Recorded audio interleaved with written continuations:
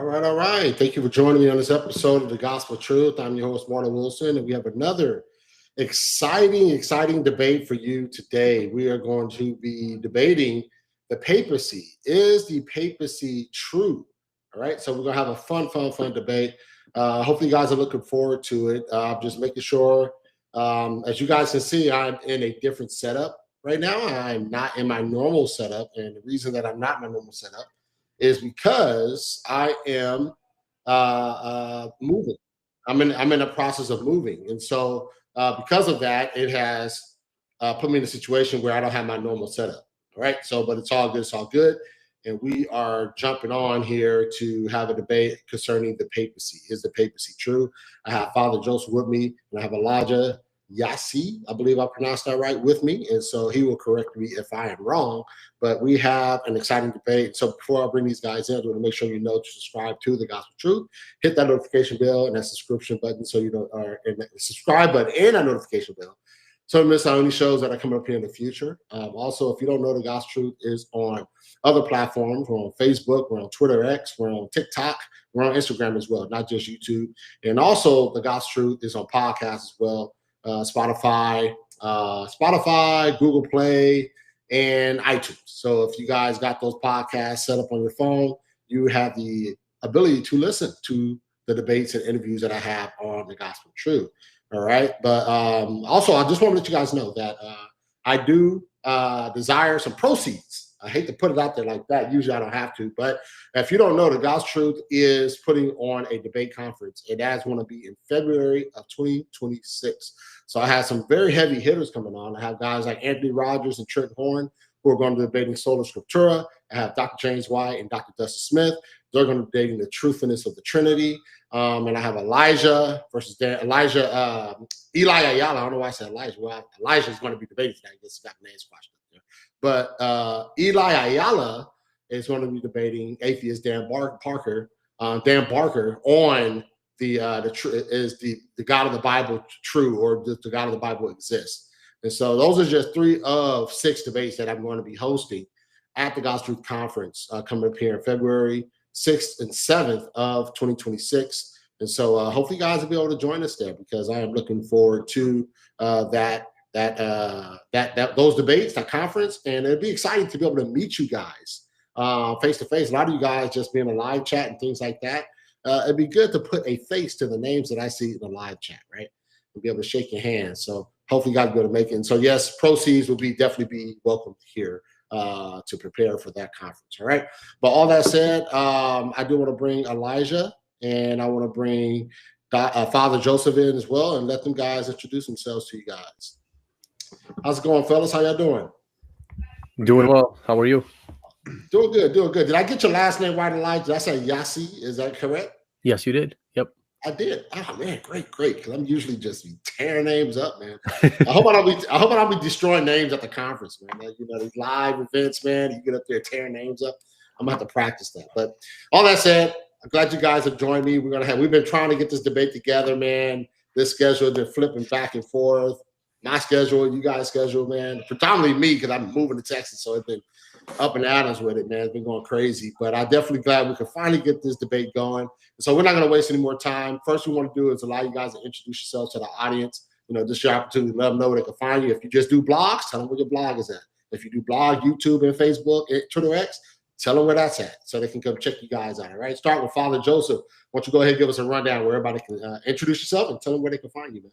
Sure.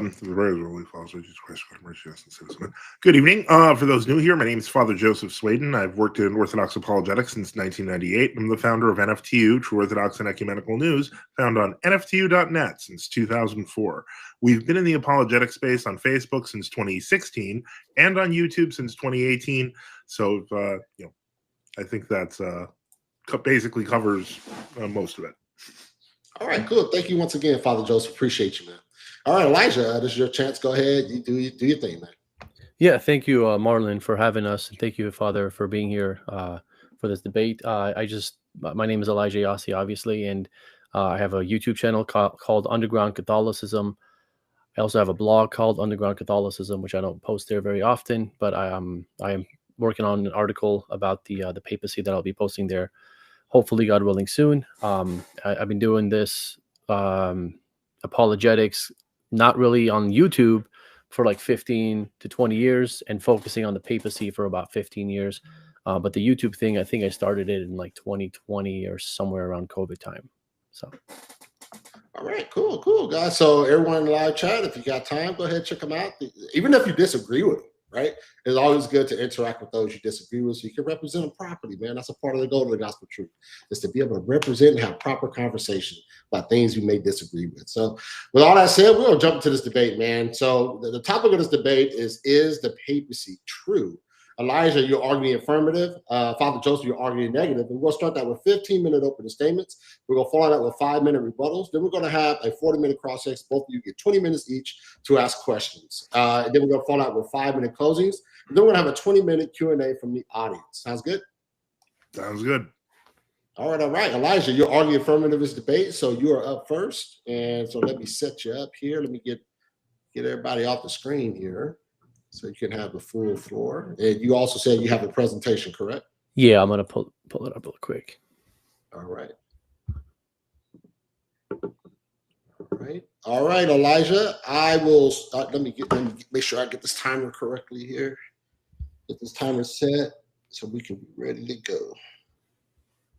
So it's a part of having I have my normal rig, man. I had all the stuff already set up, man. I got to do everything by phone for the most part. So yeah, no really worries. Not having my rig. But all right. I got your time set up, Elijah, and I will start your time as soon as you begin to speak. All right. Thank you so much for having me again here. So I'll be defending the papacy, obviously. I'm the affirmative. The first question and the only question I'll be answering today is, why is the papacy necessary? And we're going to get into reasons why it is necessary. But this isn't a debate between Father and Elijah Yossi. This is a debate between Father Joseph Sweden and the early church fathers, because I'll just be quoting the church fathers today. So if he has any issues with what I'm saying, it's going to be taking issues with our own patrimonies, our own fathers, our own saints. And obviously he has the floor to interpret them any way he would like, but he has to represent what his tradition interprets them as. And I'm just going to let them speak for themselves. So number one, the reason number one why the papacy is necessary is because it was instituted by Christ. And really, there's no other reason that you need. I have other reasons that I have about 7 or 8 reasons on here. But the main reason is that it was instituted by Christ. We have St. Maximus Confessor, who says, "These confines of the inhabited world and those throughout the world who confess the Lord in a pious and orthodox manner look straight to the most holy Church of Rome, towards her confession and faith, as to a sun of perennial light, receiving from her the bright splendor of the holy teachings of the fathers, as they were explained piously and in all purity by the 6 holy councils, which were inspired and dictated by God in proclaiming very clearly the symbol of faith. For ever since the word of God condescended to us and became man, all the churches of Christians everywhere have held and hold the great church there as their sole basis and foundation, because according to the very promises of the Lord, the gates of hell have never prevailed over her. But rather she has the keys of the Orthodox faith and confession. She opens the genuine and only piety to those who approach her piously, but closes every heretical mouth and that speaks injustice." So in the blue, I put what I think this is proving or giving evidence to: divine institution and infallibility. Then we go to St. Boniface, who was a pope in the 5th century. He says, "The universal ordering of the church at its birth took its origin from the office of Blessed Peter, in which is found both its directing power and its supreme authority. From him, as from a source, at the time when our religion was in a stage of growth, all churches received their common order. This much is shown by the injunctions of the Council of Nicaea, since it did not venture to make a decree in his regard, recognizing that nothing could be added to his dignity. In fact, it knew that all had been assigned to him by the word of the Lord," divine institution. So it is clear that this church is to all churches throughout the world as a head is to the members, universal head, and that whoever separates himself from it becomes an exile from the Christian religion, since he ceases to belong to its fellowship. And so here we have papal supremacy, we have divine institution, we have the head of the church, we have communion with Rome equals communion with being obviously a Christian. So and the stuff in the blue here, it doesn't just prove the reason that I give. It gives the reason, which here was divine institution, but other reasons as well. And all these reasons will be overlapping. Pope St. Damasus 382, likewise, it is decreed, we have considered that it ought to be announced that although all Catholic churches throughout the world comprise but one bridal chamber of Christ, nevertheless, the Holy Roman Church has been set before the other churches, not by any synodical decrees, but by the evangelical voice of our Lord and Savior. And here he says, the first see, therefore, is that of Peter, the apostle, that of the Roman Church, which has neither stain nor blemish nor anything of the kind. In this universal jurisdiction, divine institution and infallibility is shown here.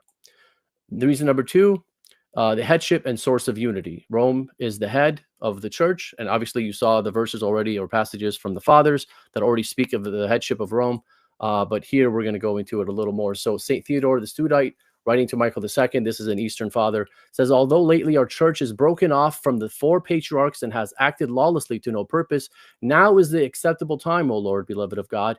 Now is the day of salvation, that we may be reconciled with Christ through the mediation and goodwill of your peaceful ruling majesty, that we may be united with Rome, the head of the churches of God, and through Rome with the other 3 patriarchs. Center of unity, communion with Rome equals reconciliation with Christ.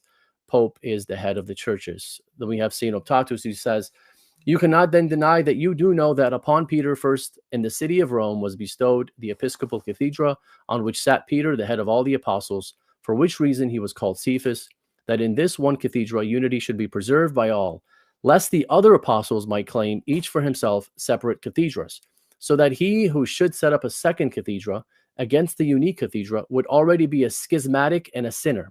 Well, then on the one cathedra, which is the first of the endowments, Peter was the first to sit. Single headship, one cathedra, source of unity in that cathedra. St. Jerome says, but you say the church was founded upon Peter, although elsewhere the same is attributed to all the apostles, and they all received the keys of the kingdom of heaven, and the strength of the church depends upon them all alike. Yet one among the 12 is chosen, so that when a head has been appointed, there may be no occasion for schism. And that gives the same there. Reason number 3, if the church is split and there is no consensus, recourse is had to Rome. Pope St. Boniface, writing in 422, says, the care of the universal church laid upon him attends to the blessed apostle Peter by the Lord's decree. Again, divine institution is there, which indeed, by the witness of the gospel, he knows to be found on himself, nor can his honor ever be free from anxiety, since it is certain that the supreme authority depends on his deliberation, which things carry my mind even to the regions of the east, which by the force of our solicitude we in a manner behold.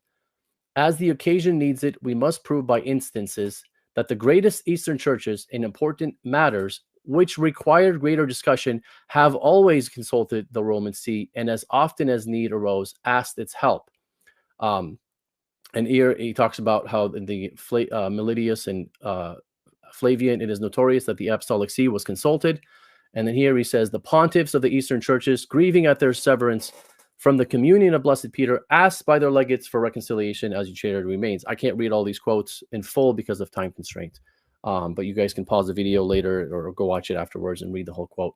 I have it all there for you. Recognizing where the true church is, communion with Rome. That if you're in communion with Rome, then you are in the true church according to the Father. St. Jerome says, my words are spoken to the successor of the fisherman, St. Peter to the disciple of the cross. And he's writing to the Pope here. He's writing to Pope Damasus.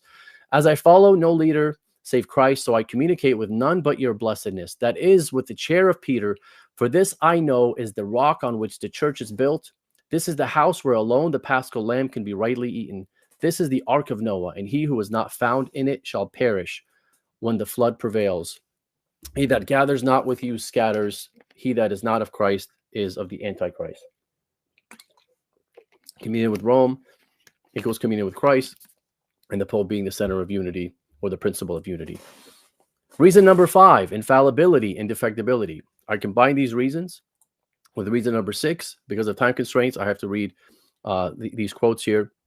Reason number 6 and reason number 5 will be together. So this is Pope St. Agatho at the Sixth Ecumenical Council. He says, all therefore I beseech you with a contrite heart and rivers of tears, with prostrated mind, deign to stretch forth your most clement right hand to the apostolic doctrine, which the co-worker of your pious labors, the blessed apostle Peter, has delivered, that it be not hidden under a bushel, but that it be preached in the whole earth more shrilly than a bugle, because the true confession thereof, for which Peter was pronounced blessed by the Lord of all things, was revealed by the Father of heaven, for he received from the Redeemer of all himself, again, divine institution, by 3 commendations, the duty of feeding the spiritual sheep of the church, universal primacy, or supremacy, or Roman primacy, under whose protecting shield this apostolic church of his, so he's applying that to Rome, has never turned away from the path of truth in any direction of error. And here you have infallibility or indefectibility. And then going forward, he says, for this is the rule of the true faith, which this spiritual mother of your most tranquil empire, the apostolic church of Christ, has both in prosperity and in adversity always held and defended with energy, which it will be proved by the grace of Almighty God has never erred from the path of the apostolic tradition, nor has she been depraved by yielding to heretical innovations, but from the beginning she has received the Christian faith from her founders, the princes of the apostles of Christ, and remains undefiled unto the end.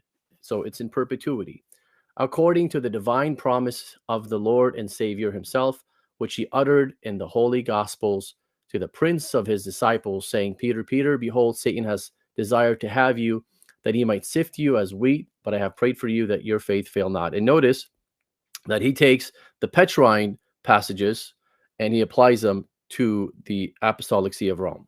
All right.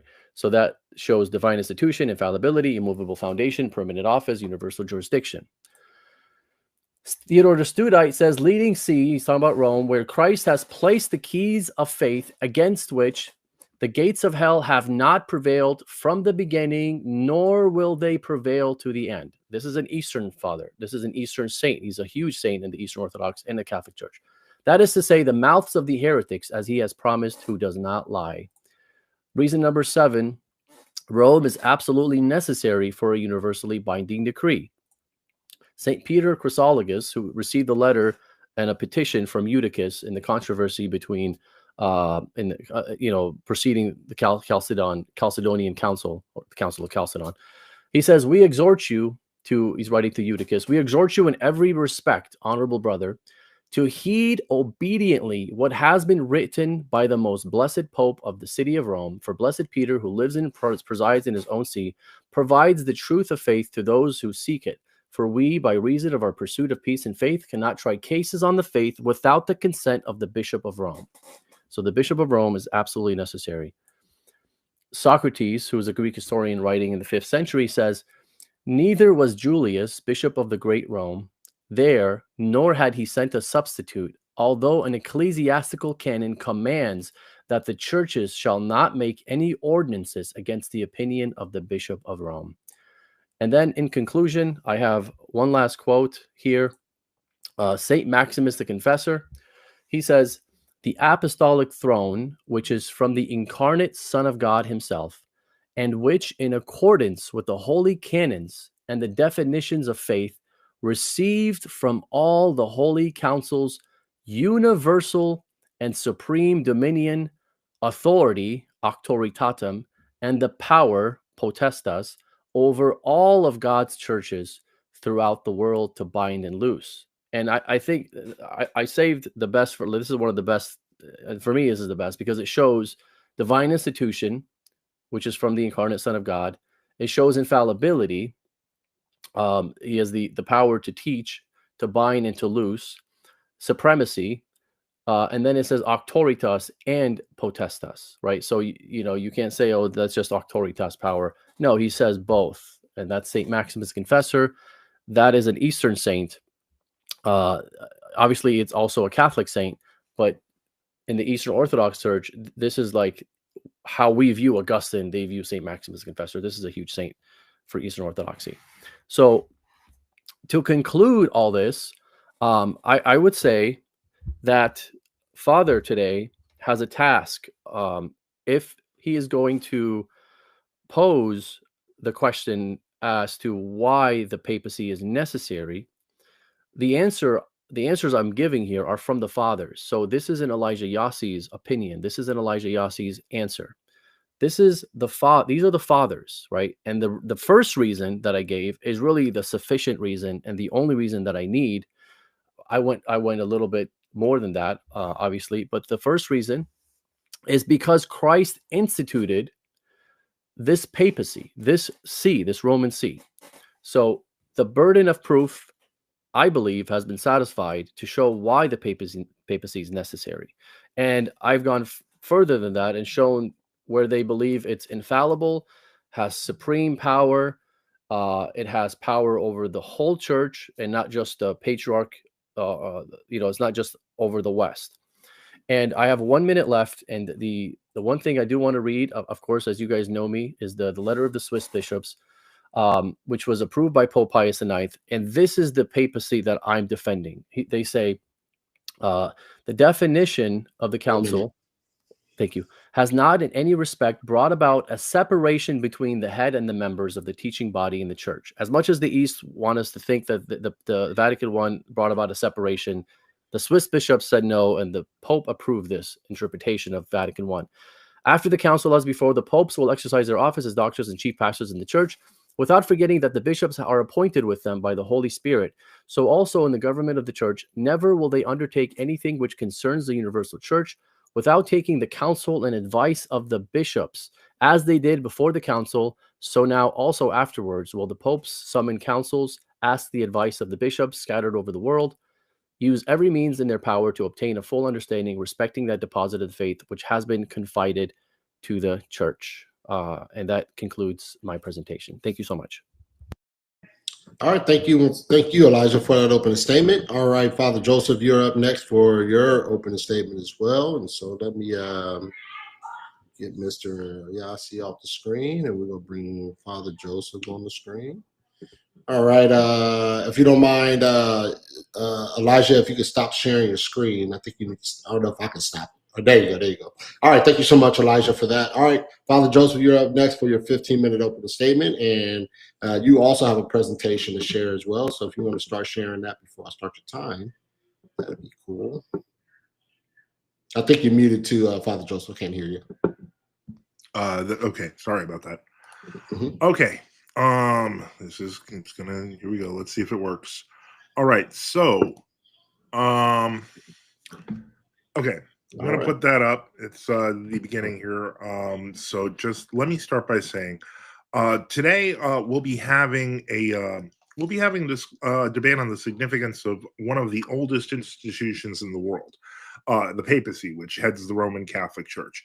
The seriousness of this question is one that we're aware of, is of grave importance, and our debate tonight will have an impact on souls, so it is one we have to take seriously. The question of whether the papacy is true presupposes the question of what the papacy is. If we, as Orthodox Christians, have always understood it to be an office of the church, if, presuming no heresy is involved, is historically the most spiritually important historical office of the church by virtue of her age and many saints over the centuries. So indeed, the question of whether the papacy is true ties directly into the question of the necessity of the papacy throughout the Church Universal. If the papacy is correct on their claims, we must join her.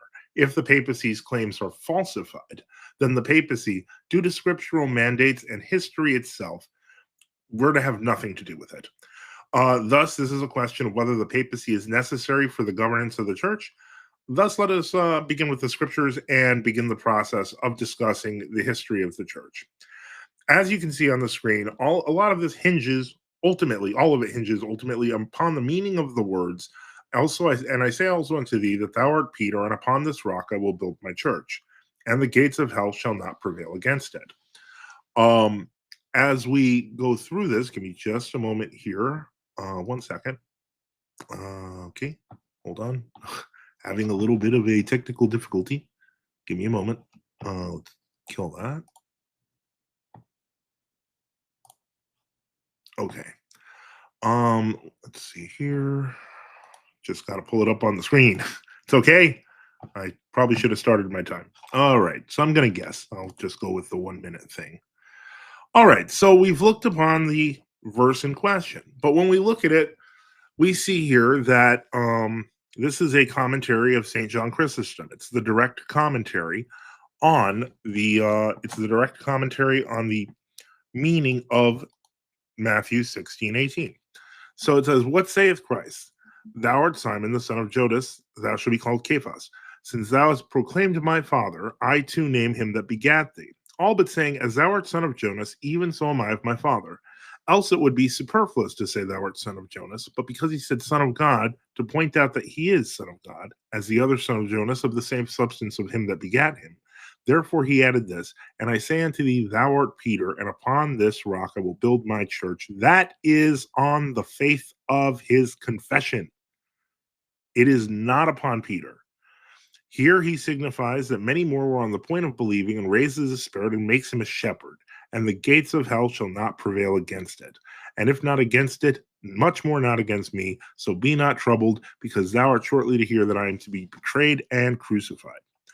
And he goes through this. He goes through the keys of the kingdom of heavens. He even mentions at the end that is also provided to the other apostles by Matthew 18:18. But nowhere does it talk about the authority of Peter. It talks about Peter's confession of faith, and his faith being the reason why the name change was necessary. If I may, I'm going to just switch right over to St. Augustine. Again, these are just commentaries on the scriptures themselves. And what we see is that he says one more. Let me see if I can just, I think I moved it. But again, let's see here. Gonna just check for confession. And on this account, the Lord said, On this rock I will build my church, because Peter had said, Thou art the Christ, the Son of the living God. On this rock, therefore, he said, which thou hast confessed, I will build my church. For the rock, Petra, was Christ, and on this foundation Peter himself also built. For no other foundation can no man lay that is laid, which is Christ Jesus. Are we starting to see a pattern here? What we notice is that the early fathers are very clear that the meaning of Matthew 16:18 was on his faith. Among other fathers, we could name Saint Hilary of Poitiers, the Trinity, the sixth book, Saint Gregory of Nyssa, on the passage on the Advent of our Lord, Saint Ambrose, book 6, on chapter 9 of Luke, and on the second chapter of the Epistle to the Ephesians. For Orthodox listeners, if you're wondering what I'm reading from, that is from, of course, the Schismatic Papacy, or the Papacy in English, by Abba Gute, which lists numerous fathers who talk about the rock being Peter's faith. And so what that means, as you can see here, there it is, there's a listing. What that means is that the context of what Matthew 16:18 means isn't based upon a specific office, not even upon a specific man. It's based upon the faith of the church. This is shown in virtually all the early fathers. So if we go up to, we're going up to, like, what we would have to prove is that if the Pope, what my opponent has to prove is that if the Pope has the authority throughout the history of the church to act as its center of unity, etc., that should be obvious in the fathers, but it isn't. Here we have Eusebius's ecclesiastical history, and it talks about what happened during the Quartodeciman controversy. This was a controversy that involved a question of the calendar. And Pope Victor, who presided over the church at Rome, immediately attempted to cut off from the common unity all the parishes of Asia, which the churches had agreed with him. It should be obvious that if the Pope had this power, because this is within the apostolic period. St. Irenaeus is from the 2nd century. But St. Irenaeus himself, among many other bishops, actually rebuke the Pope and admonish him that the church unity hadn't been ruptured like that, even though they had a difference of opinion, which would eventually be resolved at the Council of Nicaea, where everyone took on the custom of the council. For those wondering, the Quartodecimans held to an exact date position. In other words, Christ's death and resurrection occurred at a specific time, and so they use that time so Pascha can technically fall any day, whereas the majority of the church said no, it has to be on the Sunday, on the resurrection. So let us continue on. So we already have, obviously, the root of the disagreement visible there in just the 2nd century. But we move forward 300 years, and we move to the 3 chapters controversy. This occurred when Pope, I want to say Vigilius, but I might be wrong. I'm pretty sure it's Vigilius. So apparently rejected 3 books that were accepted at the Council of Chalcedon. And so the bishops of many Western provinces, this isn't an Eastern thing, this is a Western thing, ended up breaking communion with the Pope and rejecting communion with him for 160 years. Now, they were still in the church, and there's even a lot of very interesting stuff that happens throughout that period. Even saints like Gregory the Great, etc., tried to resolve this schism, but they still remained in communion, even elected a patriarchate in Aquileia to counter the papacy. This shouldn't be possible if these people all believe that unity of with the Pope is a prime criterion of unity. It's not. And you have the Patriarchate of Grado, which actually split in the Patriarchate of Aquileia. So you had 2 patriarchates, one of which agreed with the Pope, one of which didn't. And that wasn't resolved. And so that lasted 160 years. We can talk about the schism of 869 with Pope Nicholas against St. Photius, but maybe that's another time. What we do know here is that St. Gregory the Great actually, condemned the concept of a universal bishop. He actually considered it, he said, if one supposes is universal bishop, that means you're not bishops. And that was St. Gregory the Great. Unfortunately, in the intervening period of the council between then and the Great Schism between Rome and Orthodoxy. One moment.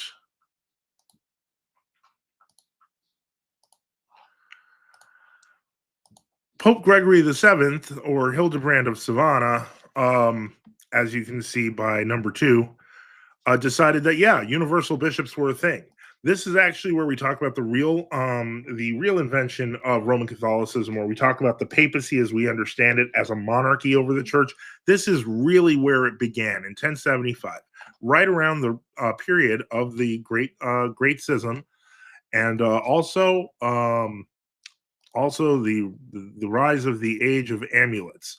But anyway, so we move up to 1274, about 200 years after Hildebrand and his civil wars ended up destroying the unity of the church in the West. And we move forward to the Second Council of Lyon, which I'm going to try to speed up here. But basically, this was the first attempt to get the Orthodox, who had been separated from Rome for 200 years, to be reunited. It didn't work. So that was too bad. But that 10 years later, the Synod of Blachernae basically condemned the Filioque heresy, condemned anyone following it. They knew who that meant. So we move forward in time to 1431, 1445, with the Council of Florence, where they attempted to reunite Rome, the Roman papacy, with the Byzantine Empire and the Orthodox Church, and it failed. And they achieved nothing. So what they did was they used that as a template for unions. And so they did unions with, they attempted to do unions with the Coptic Monophysites, with an Nestorian, so on and so forth.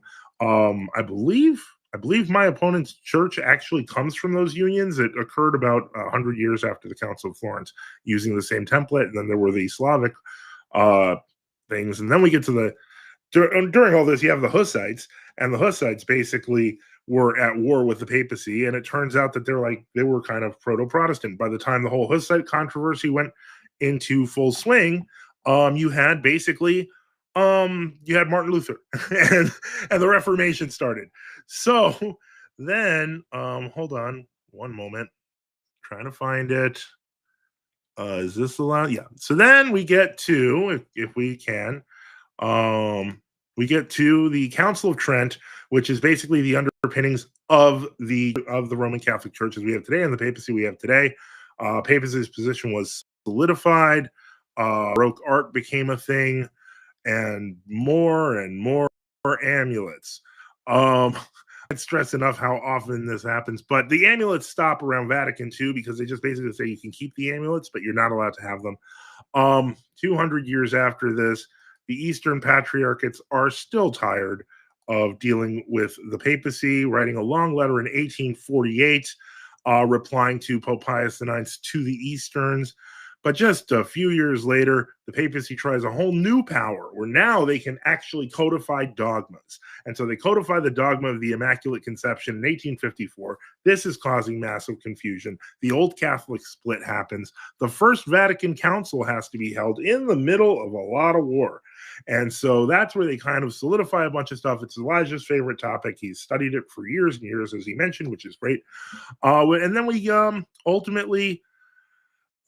this is where they kind of define the power of the Pope's infallibility, something that I really didn't exist until after the Tridentine period. It was not even a real consideration until the 1600s.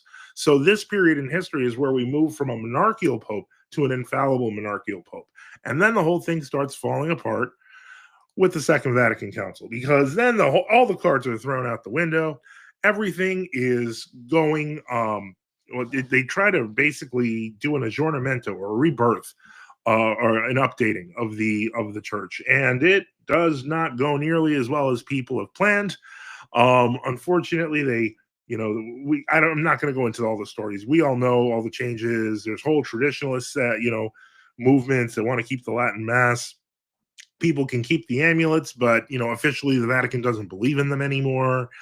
A lot of the things that have been changed, ultimately, I hate to say this, but, it finally, it gets to here where there's virtually no distinguishable metric versus in the Roman Catholic Church versus the world. It's about the same. And this is the end result of it, because what has happened is they have left the beliefs of the Apostolic Orthodox faith, which continued to survive throughout time. I didn't have time to put comparative numbers or anything like that. But I believe that's the heart of it. In the end, it really just comes down to whether or not, hold on one moment, whether or not, the papacy is good or bad, or, true or not. Did the church need it? Historically, the answer is no. And I'm willing to talk to Elijah, and let's hash it out and see what he has to say about that. All right. Thank you so much for that opening statement of you guys, for the opening statement. And so now we're going to transition to our rebuttal rounds. Rebuttal rounds will be 5 minutes each. And so start with Elijah. You're up first for your 5-minute rebuttal. And once again, I will start your time as soon as you begin to speak. All right. Thank you so much, Father, for that. I hope you guys noticed my presentation went first, but it already addressed his presentation. And there's no way for me to know what he was going to present. But the question of, is the papacy necessary? That wasn't the debate topic. That was just kind of what I thought he was going to ask. And that's why I answered the question.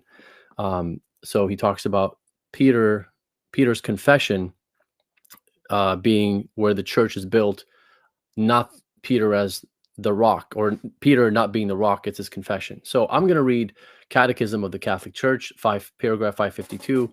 That says, Simon Peter holds the first place in the College of the 12. Jesus entrusted a unique mission to him. Through a revelation from the Father, Peter had confessed, "You are the Christ, the Son of the living God." Our Lord then declared to him, "You are Peter, and on this rock I will build my church, and the gates of Hades will not prevail against it."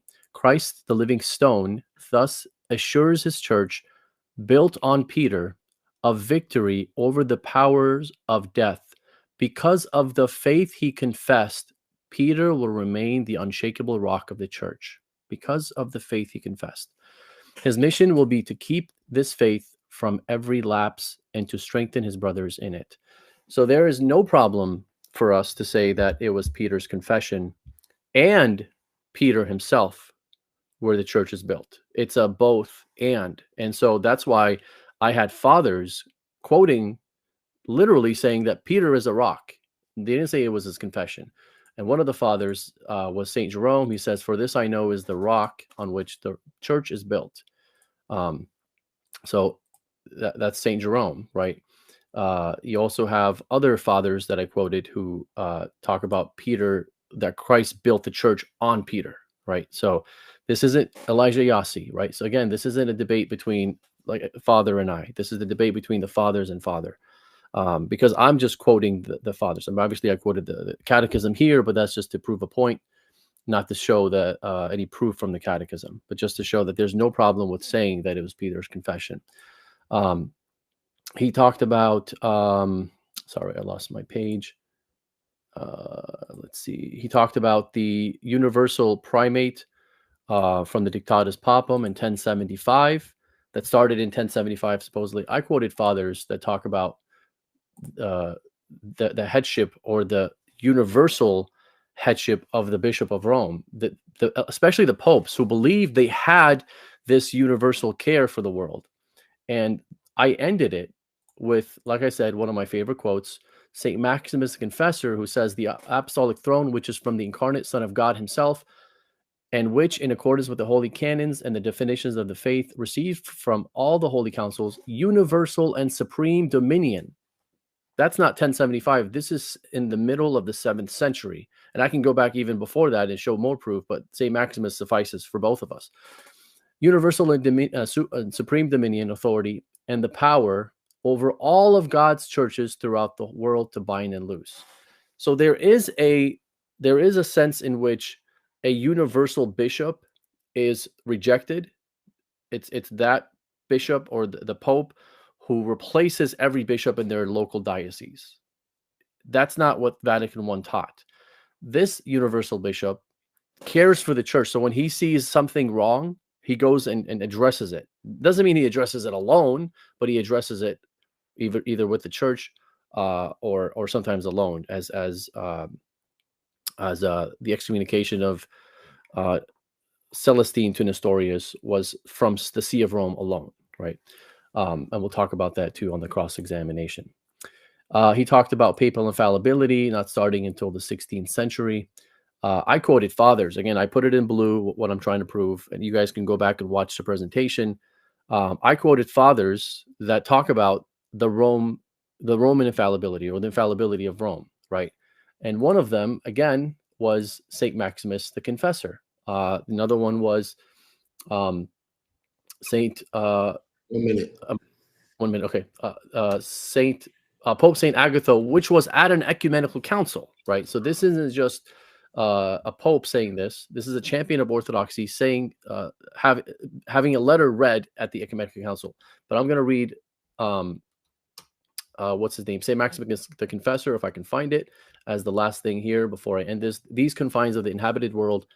Well, let me just read this. "For ever since the word of God condescended to us and became man, all the churches of Christians everywhere have held and hold the great church there as their sole basis and foundation, because according to the very promises of the Lord, the gates of hell have never prevailed over her. But rather she has the keys of the Orthodox faith and confession.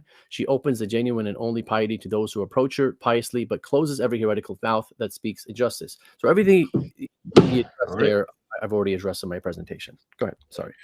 All right. Thank you so much for that rebuttal. All right, Father Joseph, you're up for your 5-minute rebuttal as well. And the same thing with you as I did with Elijah. I'll start your time as soon as you begin to speak.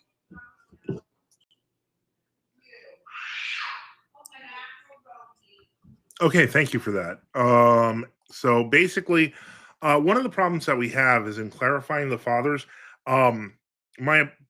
Folks like my opponent, very simply, Roman Catholics, etc., often have baked in presuppositions of what the fathers mean. And so I noticed that there was a lot of emphasis on Saint Maximus, which I found really, really interesting, because Saint Maximus the Confessor's life is extremely instructive. At one point, there is the assumption that basically he is arguing with envoys of Constantinople, who are threatening him and saying that, what will you do? If you're going to stay by yourself with the Pope, well, we're going to meet the Pope. And they actually say, what will you do, inquired the envoys, when the Romans are united to the Byzantines? Yesterday, 2 delegates arrived from Rome, and tomorrow, the Lord's Day, they will communicate the holy mysteries with the Patriarch. The saint replied, even if the whole universe maintains communion with the Patriarch, I will not communicate with him.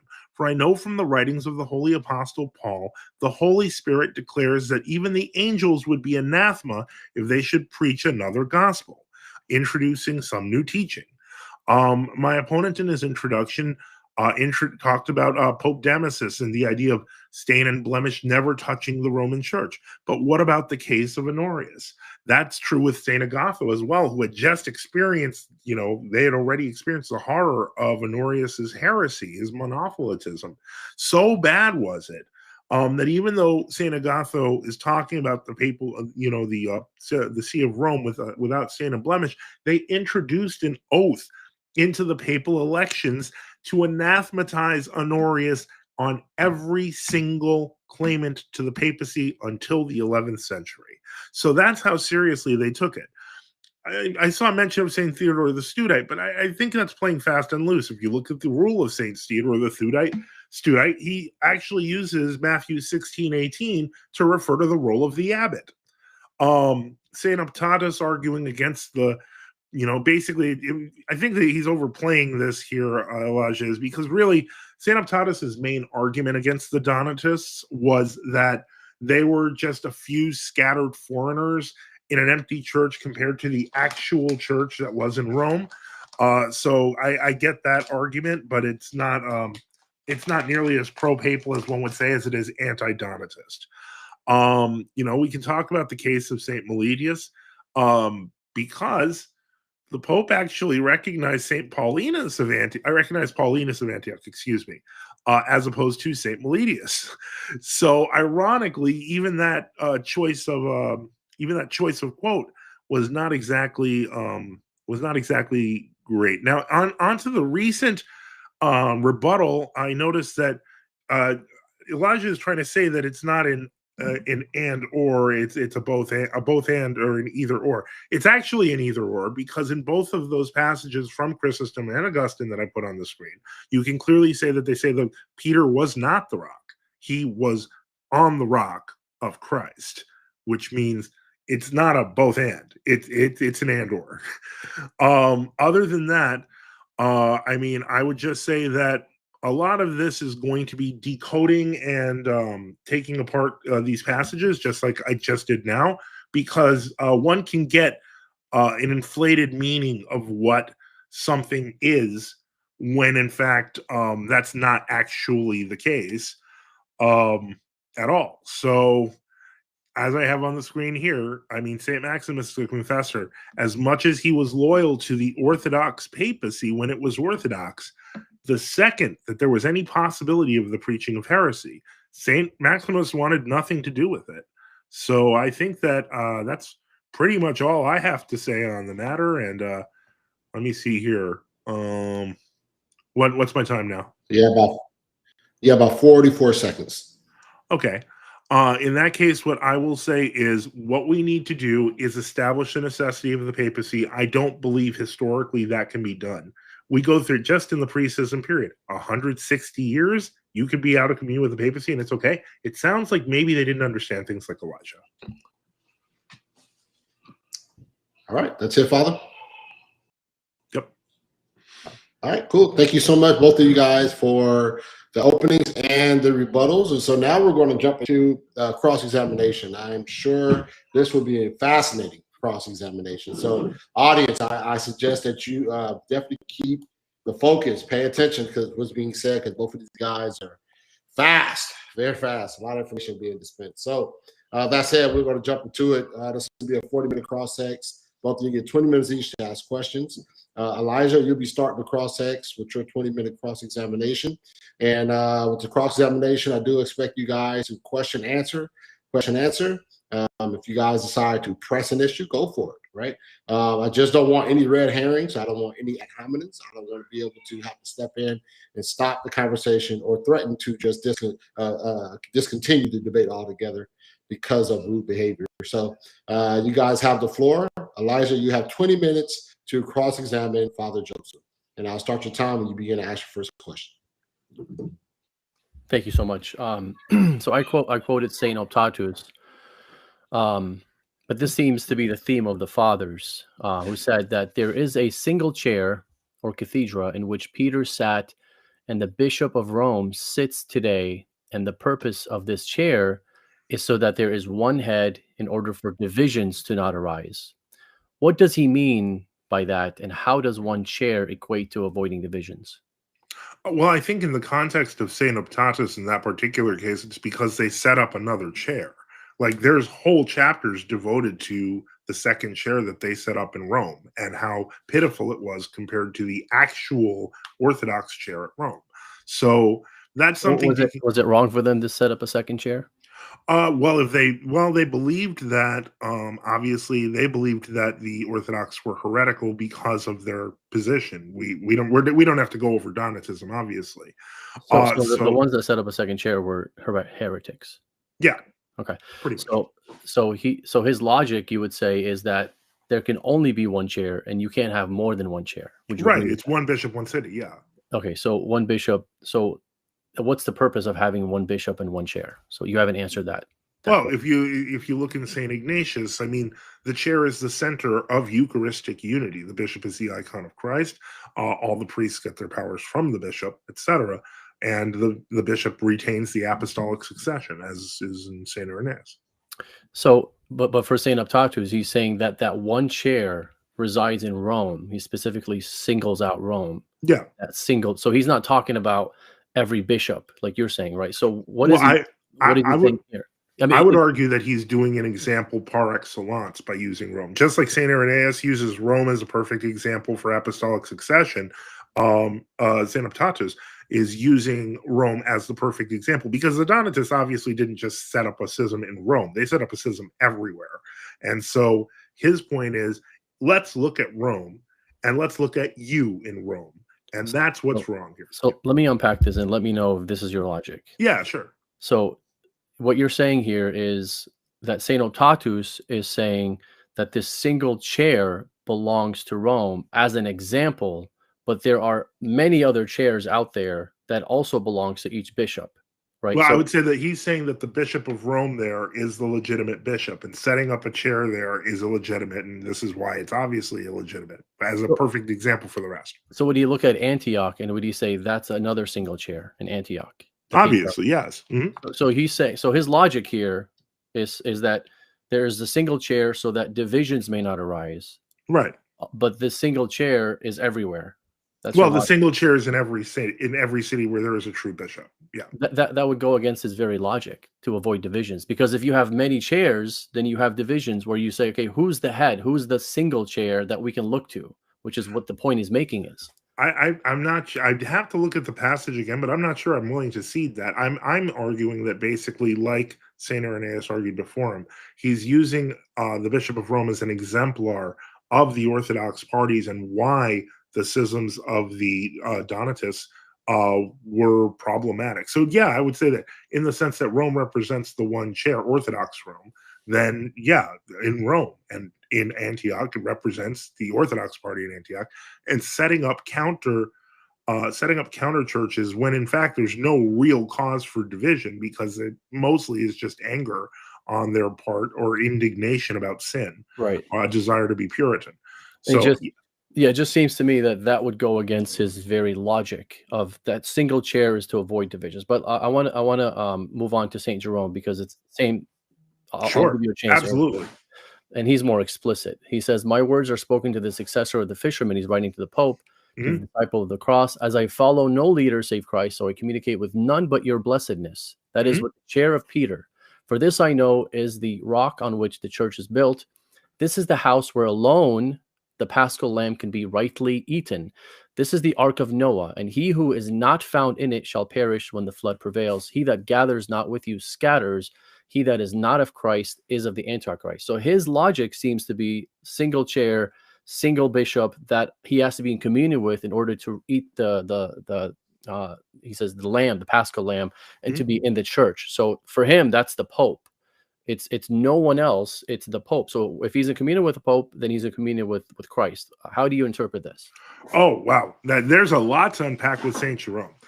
First off, I'm sure you know about Saint Jerome's biography. He was originally a Roman monastic who was he wasn't in Jerusalem. He moved to Jerusalem on the request of the Pope, etc. But this letter was written in a period you remember we were talking about, well, you mentioned Meletius of Antioch, so on and so forth. Yeah. He actually goes through in this letter and literally says, I'm not with this person. I'm not with Lucifer, which many people assume to be Satan, but it's actually Lucifer of Cagliari. Right. And so the whole point is he's like, he already hated half of these. He didn't like the Meletians. He didn't like the Paulinians. So on and so he's just like, I'm just in communion with you because I know the papacy. This is okay. This is safe. All these people are losers. And I mean, he uses really rough language akin to calling them losers and stuff like that. But the whole point is he's making the point that he knows the faith is safe in Rome and he can't trust any of these horrible people, even though many of them were saints, but that's the way he was acting. Okay. Did Christ institute the papacy? Christ instituted the church, and the confession of faith is the basis of the church. I don't believe that the papacy. I used to think maybe there was evidence, but the more you look at every case, the more I find is that these are often references to the faith itself. So yeah, I don't believe Christ instituted the papacy specifically. I believe he instituted the episcopate. So did some of the fathers that I quote teach that Christ instituted the papacy? I would say that they are open to interpretation. Some of them actually will reverse. I mean, that's what we're here for. So you tell me. So I can read one right now, right? I can. So let's look at Saint Maximus the Confessor. He says, "For ever since the word of God condescended to us and became man, all the churches of Christians everywhere have held and hold the great church there as their sole basis and foundation, because according to the very promises of the Lord," he's talking about the church there being Rome. So you can't say it's, every church, right? The gates of hell have never prevailed. I'm sorry. But rather she has the keys of the Orthodox faith and confession. And then I've read that quote like 3 times already, so I'm not going to go into it. But he's saying Christ is the one that instituted it to that specific Rome, See of Rome. He's not saying the whole church. How do you interpret it? I take that because remember, this is around the period with St. Martin and the Lateran Council of 649. They know that they're not able to do an ecumenical council without the whole church and without the permission of the emperor, but they decide to fake it anyway. And so, like, even Pope St. Martin. Did St. Maximus think this was an ecumenical council?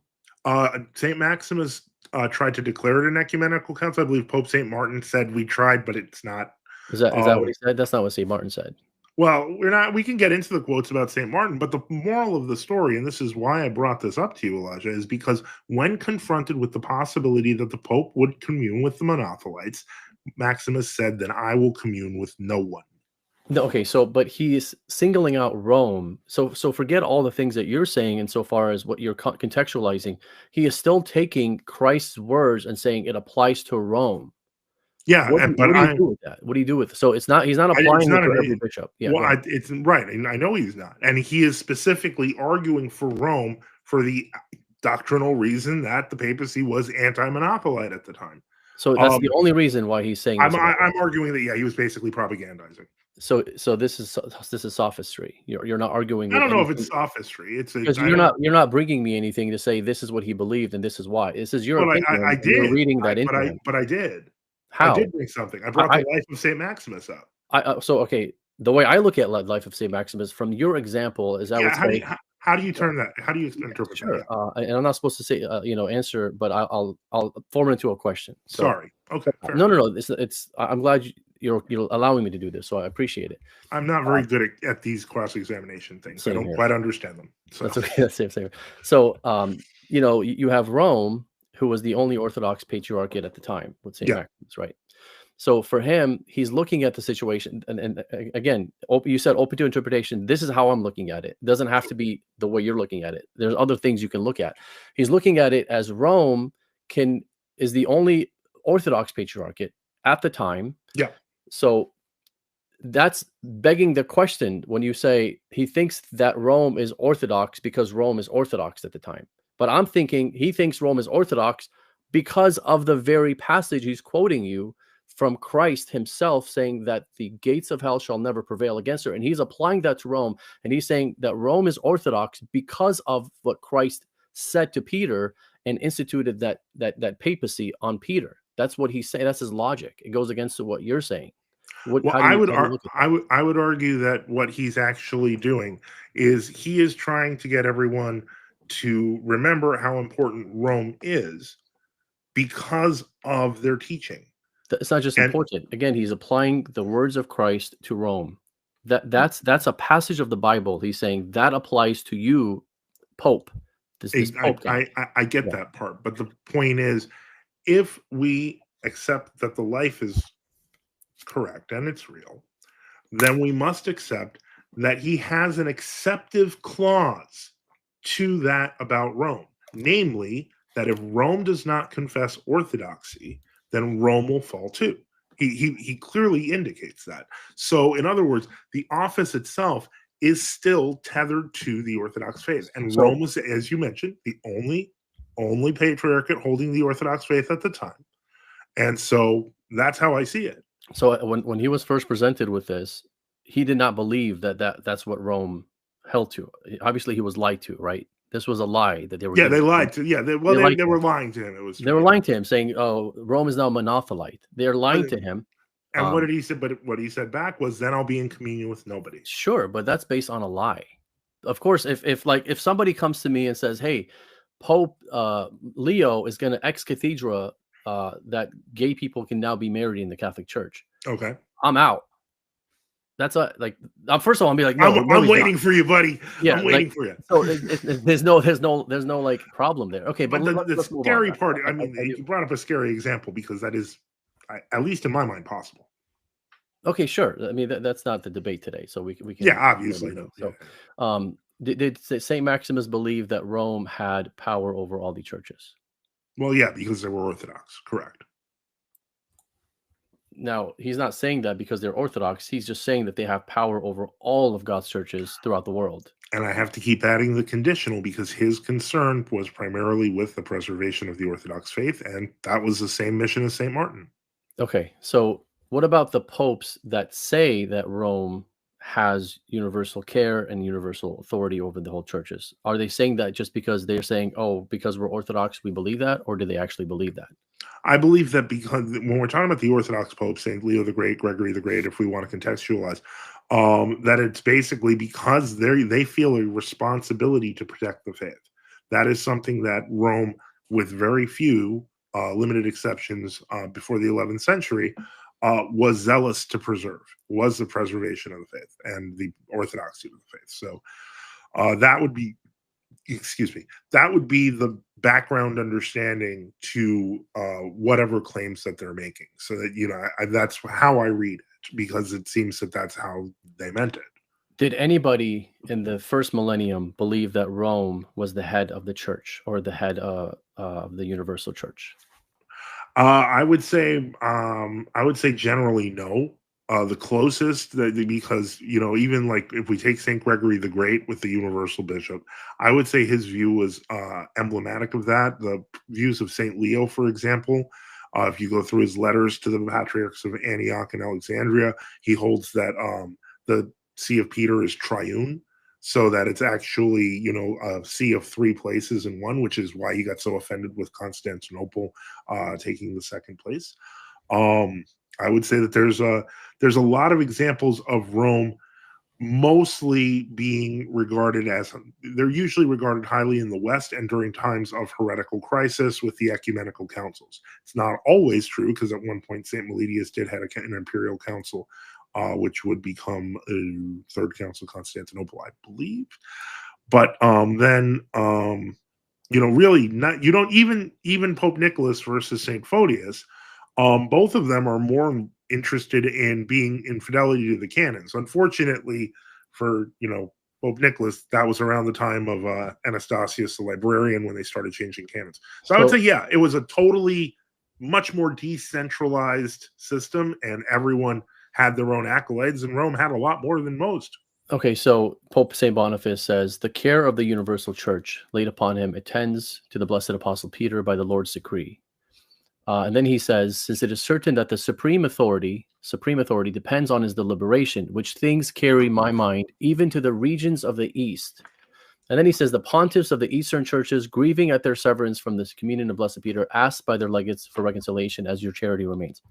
What does he mean here? It's clearly to me, universal. It sounds like, now, is he responding to legates who are heretical?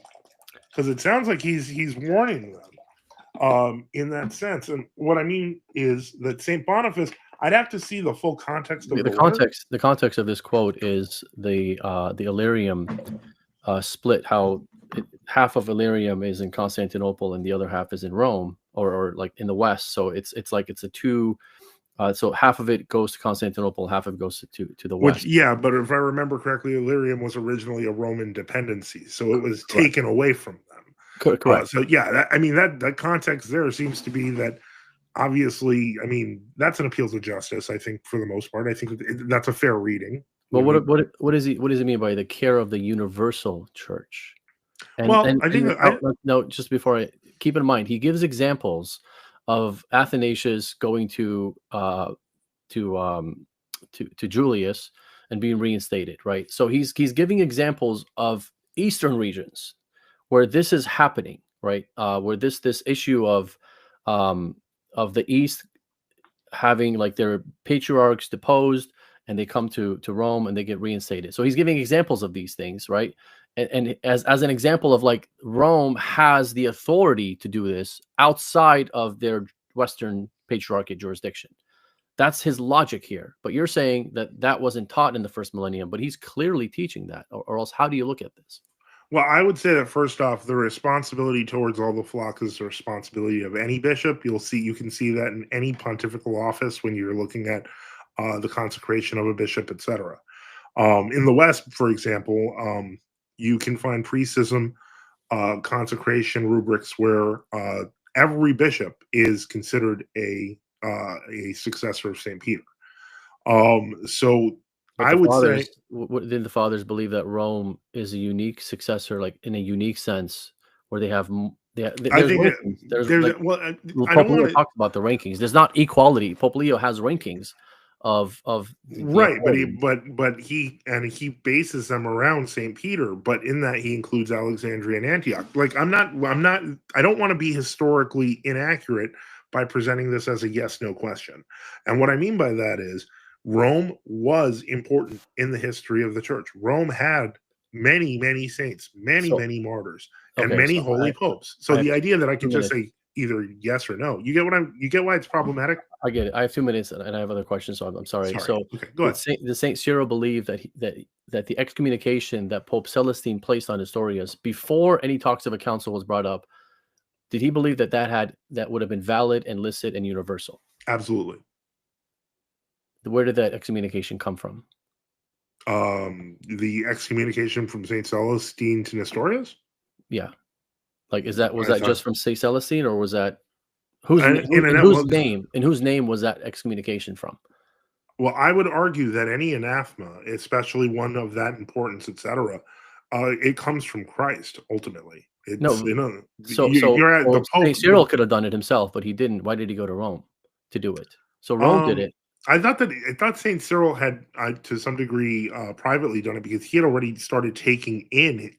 He started taking in parishes and people who were already fleeing from Nestorius. From what I understand, but the decree was from Rome alone. The excommunication came from Rome alone on Nestorius, and you said that he believes. Now let me just ask this one because I have 1 minute left. Sure. So what I presented, at least I think I presented, and folks can judge that. So we have a divinely instituted universal primate who sits on a single chair as a source of unity, who can teach infallibly and excommunicate other patriarchs outside his jurisdiction, has universal and supreme authority and power over all of God's churches, and this individual is found where in your church?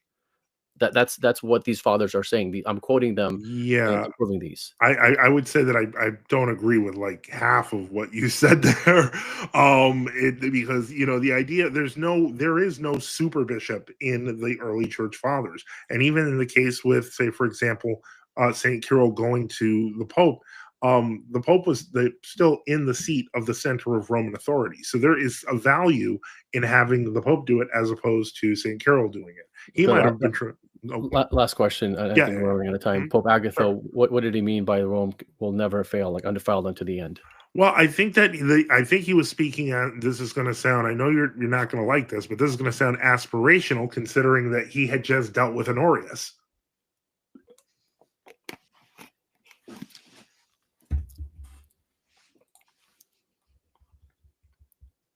All right. Thank you guys for that. All right. Father Joseph, you're up for your 20-minute examination of Elijah. Okay, sure. And I'll start your time as soon as you ask your first question. Sure. Elijah, let's talk about Honorius, because that's something that we haven't gotten to yet, but it's important to it. And since my point is I'm on the negative side, I have to ask these questions. So sure. First off, do you agree Honorius was a condemned heretic? He was condemned. I don't agree he was a heretic. I think he was misunderstood. Just as St. Maximus taught that he was misunderstood. And the person that inscribed that letter that was condemned believed that he was misunderstood. But I do believe he was condemned at ecumenical council, and that's really all that matters in this discussion. So in other words, okay. So, well, now, did the Roman Church believe he was condemned as a heretic? Like, I mean then, not now. Because I know now there's like gymnastics and stuff. Back then, did they believe that? Well, I don't think it's gymnastics. I mean, I think they literally say that it was for negligence. That's what the Pope say. But I will grant you the argument, and let's just say they all believe that he was a heretic. Let's just go with that. Okay. I'm okay. Let's go with that. All right. So assuming he was a heretic, St. Agatha understood him as a heretic. Everyone understood him as a heretic. How can you claim the papacy is indefectible? I understand that the church is indefectible as a whole, but I don't understand it specifically to one office. So I'd like you to explain a little bit on that, because we didn't really talk much about that. Okay. So I appreciate you letting me do this, because this is a very important thing to answer. So I'll contrast Honorius with Pope Leo the Great, and I'll tell you why in a second. Okay. So when Pope Leo was asked the question of Christology, he answered the question directly and says Christ has two natures. He's human, he's God, and he's addressing Eutychus, right? And he took that tome, which is Tome of Leo, the famous tome, and he put it on the faithful to say, you have to believe this, or else you're not part of the Catholic Church, or you're not part of the Universal Church. So that was like a binding thing for him. It's final. This is a teaching. So he taught something, and it says you have to hold to this teaching. And if you don't hold to this teaching, then you are not part of this church, right? That's Pope Leo's ecclesiology, and we can quote him and show where he taught that. So that now let's contrast that with Honorius, right? Honorius was asked the question whether they should teach one or two wills. What was his answer? He didn't say that Christ, that he didn't say go teach two will or one will of Christ. He says do not teach one or two. So he left the question open. And then elsewhere in his letter, he makes a reference to Christ having one will, but that's not what he told, I think it was Sergius that he was writing to. That's not what he told him to go do with the letter. He didn't say, okay, now take this and bind the whole church to this. It wasn't like a binding, universally binding decree that must be accepted or else you're not part of the church. That's not what Honorius's point was. He did not answer the question. He did not. He said one or two, don't talk about one or two. He says that in two places. And then in passing, he says Christ one will, right? But that's not his answer to say, go teach this, because it would contradict him saying, one or not one or not two. So the way that Rome's see is undefiled still, even with Honorius, is that it only applies to things that have universally binding dogmas, right? So Pope Leo had one. You could say Pope Agatha had one. You could say what's his name? Pope Hadrian had one. These are dogmatic, and they are binding and universal. Honorius wrote a letter and did not answer the question, and it was a private letter, and it remained private, and then he was condemned. There is no issue for a heretical pope for us. We could have a heretical pope. That's not an issue at all. Okay, well, take that heresy and bind the church to it. That would make it defiled. That thing would make it defiled. Okay. Just to be clear here, because I want to reiterate a couple of things and clarify some things. In the first place, clearly in the West before the schism, they were not nearly as defensive of Honorius. They viewed him as overthrowing the faith, even used terms like that. And as I mentioned, every single claimant to the papacy from then on literally had to anathematize him as a heretic. I do want to add some context with Pope St. Leo's tome. It is important to remember that in the context of the Council of Chalcedon, it had already been circulating for about a year or two. Yep. And when it went to the Council of Chalcedon, they did not simply accept it. And the famous quote, Peter has spoken through Leo, only occurred, and if you look in the Acts of Chalcedon, as each bishop looks at it, they had either read it or they had never read it. They're all saying different things. The point is that the church came to that consensus together. In other words, the power of the anathema, this is what I'm getting at here, is a spiritual one. When Pope Leo, St. Leo speaks, for example, on the two natures, that is a spiritual thing. He's making a deep spiritual pronouncement about the truth of God. That is how I see it.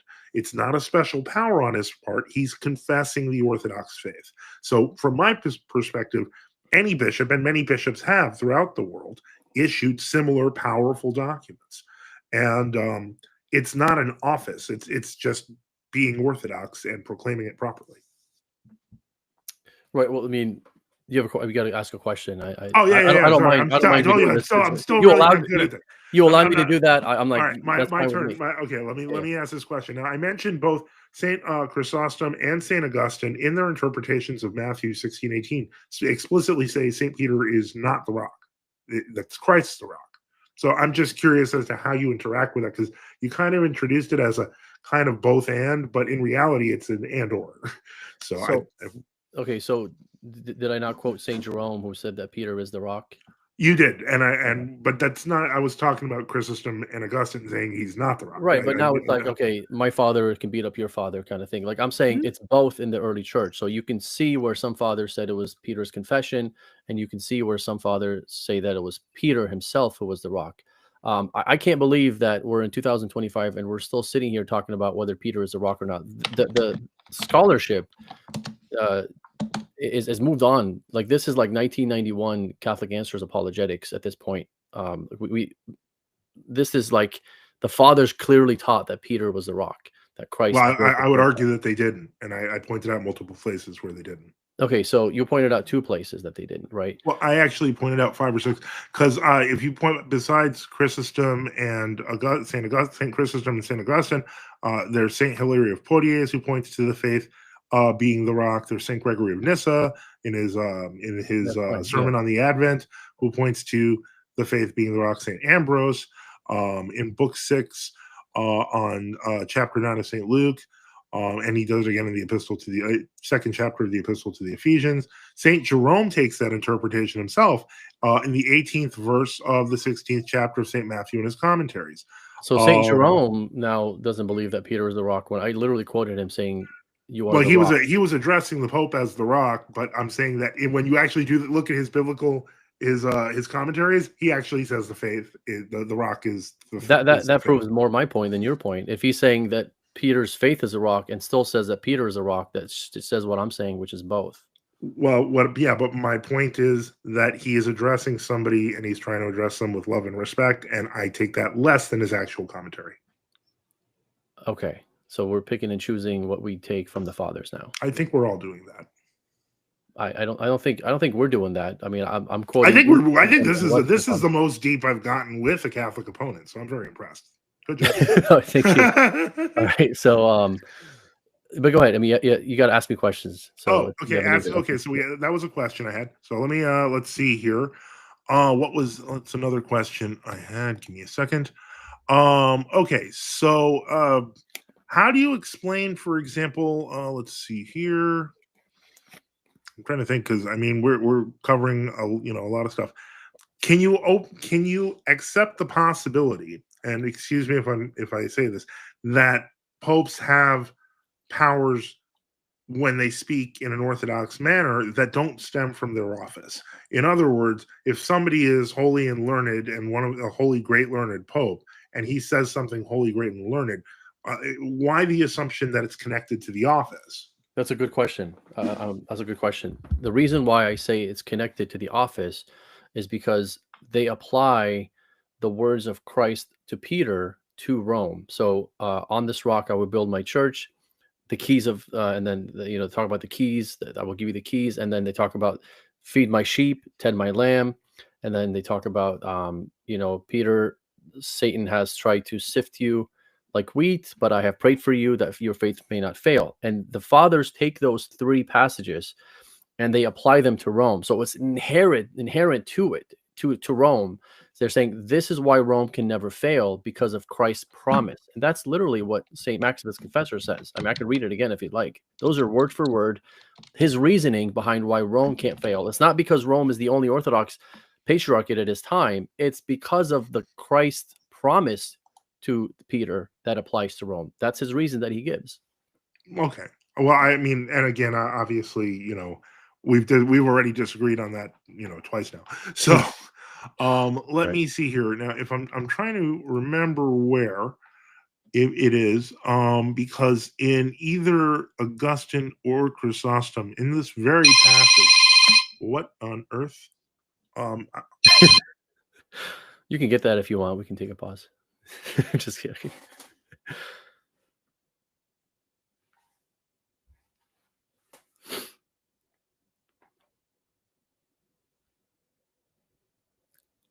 All right, I guess. I'm back. Okay, I was about to do some announcements. While you were away. That's you're ouch. You're good, hey, look, you need to advertise. It's a big event. No, you're good. You're good. All right, you guys continue. Okay, so let me see here, because my points were, I think, fairly clear. Let me ask you a question. I brought up Hildebrand in the beginning, because this times with for lack of a better word, the great schism happening, that the investiture controversy was basically a countrywide war. There was a second pope, one who I consider the last venerable pope of the Orthodox Church, which was Clement III versus Hildebrand of Savannah. And I put up the Dictatus Papa. I have stated that. I've probably harped on that a billion times. But hold on one second. But the point is, how does that kind of resonate with you? The argument that, in fact, in the first 10 centuries and 11 centuries of the church, that the church was primarily decentralized, and we can pinpoint an origin to the concept of a monarchical papacy. Well, I think my whole presentation disproves that point. But I feel like it hadn't, but okay. So, how do you feel about the Dictatus Papae? Do you believe that it is reflected in the first 10 centuries of the church? The Dictatus, well, some of it was, but not all of it. But the Dictatus Papam has absolutely zero magisterial weight. It's a nothing burger. It has no authority whatsoever, and it's not a magisterial document whatsoever. So I don't know. I've heard that before, but my real question is this: if it's not a magisterial document, and if I don't, can I put it up on the screen again, real quick, Marlon? 1 second, hold on. I want to put that on the screen, and I'd like to kind of discuss why it's important. All of these 27 theses that are put forth, to some degree, to a very large degree, I would add, all of them actually reflect in Roman canon law after the schism, and all of them reflect on actual papal behavior. In other words, I understand this was not proclaimed as a dogma, but it definitely works as a dogma. But that's not just not a dogma. There is absolutely zero magisterial. Like, it's not even an ordinary magisterium document. It's not even It's What about canon law? Is canon law ordinary magisterial documentation? sure, but you got to show me canon law. You can't just say the canon law was basing it off Dictatus Papae. We don't even know who wrote Dictatus Papae. It wasn't even. Yes, we do. Hildebrand of Savannah. It was in the papal register in 1075. Well, that's not a definitive thing. Like that's what we think maybe who wrote it, but not for sure who wrote it. There's no signature. Well, there's no name to it. Yeah, but then he also went to war with a bunch of different people on the basis of these teachings. So I mean, like it's really not a nothing burger. It's really the actual real formation of the Roman Catholic Church. So you think that this has? I mean, I'm not supposed to ask you questions, so this turned into a cross examination. I just want to okay. Like I just want a clarification. So is your position here that you think that this has magisterial weight or authority? I would say I would say that this, because this was actually not as well known as other types of documentation. I tend to put this more in the level of the origin, like church origin of Roman Catholicism. Okay. And I'm not trying to be offensive. I mean, but that this is where we see the papal monarchy really form. Like these are the principles behind it. Look, I mean, I can just pick one. 2015. He who is ordained by the Pope may preside over another church, but may not hold a subordinate position. Such person may not receive a higher clerical grade from any other bishop. I mean, that's just a determination of rank to a random person anywhere in the world. That is how the papacy operated from the 11th century after the schism and the controversy all the way to the 19th. So there's no scholar that you can point to that's going to say that this is a magisterial document. That's just your opinion. Well, it's not. I'm not claiming it's a magisterial document. I'm claiming it's a magisterial blueprint. No, but I asked you, do you think this has magisterial authority or weight? And you said yes. Well, because what I meant is that that's exactly how it was treated. So let me just summarize what I think you're trying to say. Okay. What I think you're trying to say is this document is the sentiment of Rome at the time. Well, it's the sentiment of the Hildebrandians who had to kill everyone else off. Like, all the bishops who disagreed, the married priests, so on and so forth. Yeah. Okay. So in the Catholic Church, the way we see what Rome teaches is you go to its councils, you go to its papal decrees and ex cathedra's, right? So where you go for that is Vatican I. So if you want to know what the papacy is, nothing here is dogma. Nothing here is dogma. Some things here could have truth in them, could be what we teach, but nothing here you can extrapolate dogma or doctrine from, right? Okay, so can I ask a question then? Sure. You know who Deus Dedit is, correct? I don't. Oh, okay. Deus Dedit, along with a couple of other well-known names which are eluding me right now, after the Hildebrandian War, after Gregory VII's in charge, etc., they were placed in charge of putting together the first collections of canon law, and those collections of canon law, some of it might have been reworked a little bit, but the whole point is it reflected the Dictatus. So even without the Dictatus, now you had canon law shaped in the very same way. Well, I mean, you have to quote something. Like, okay. you have a canon law that sure. says these things. Okay, give me 1 second, okay? Because thanks to the age of ChatGPT, we can do that real easy. So let's take number ChatGPT, but yeah. Oh no, I know, but yeah. I'm going to take number 3. The Pope alone can depose or reinstate bishops, because historically these things were done in a conciliar fashion. You had a court, a bishop got a hearing, etc. That's the proper canonical fashion that we're used to. But let me just see if I type in. Hold on. Hey, Father Joseph. Yeah. Let's make sure we're asking questions, because it seems like we're just free flowing a little bit too much. Let's try to ask Elijah some questions. Okay. Yeah. So my question to you is this: can you see in canon law the Dictatus's principles in not modern canon, not 83? I'm talking about previous to 83. So if we put this back on the screen, are you telling me you really can't see these things in post ecumenical and pre 1983 canon law? I would say they look pretty straightforward to me, but I'd like to hear your take on them, on the principles themselves. So you mentioned one of the canons, or which one was number 15 or something, that the Pope can depose and reinstate bishops at will. At will, and you said that was done in a conciliar manner. I can point to you in the first millennium, in the first 4 centuries, where that was not done in a conciliar manner. And I would point to you Pope Julius and St. Athanasius' case, where Athanasius was deposed by the Eastern bishops, and then he went to Rome, and Pope Julius reinstated him. There was no conciliar, universal, Yeah, but in that particular case, as in the case of St. John Chrysostom, those depositions were illegal. So the Pope was able to reinstate them officially because there was a legal basis for that. It wasn't because he had an extraordinary power. So who says that because they were illegal? Why? But hold on. Why were they illegal? Because Rome wasn't involved. Well, no, that would mean Rome would have to be involved in every deposition, wouldn't it?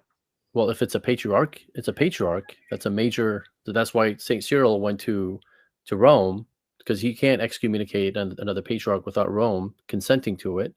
So if it's a universal patriarch like of Alexandria or Antioch or Jerusalem, then of course you need Rome to ratify that. Just like I quoted from Zosiman, or I quoted from St. Peter Chrysologus, you can't do anything that involves the universal church without the consent of Rome.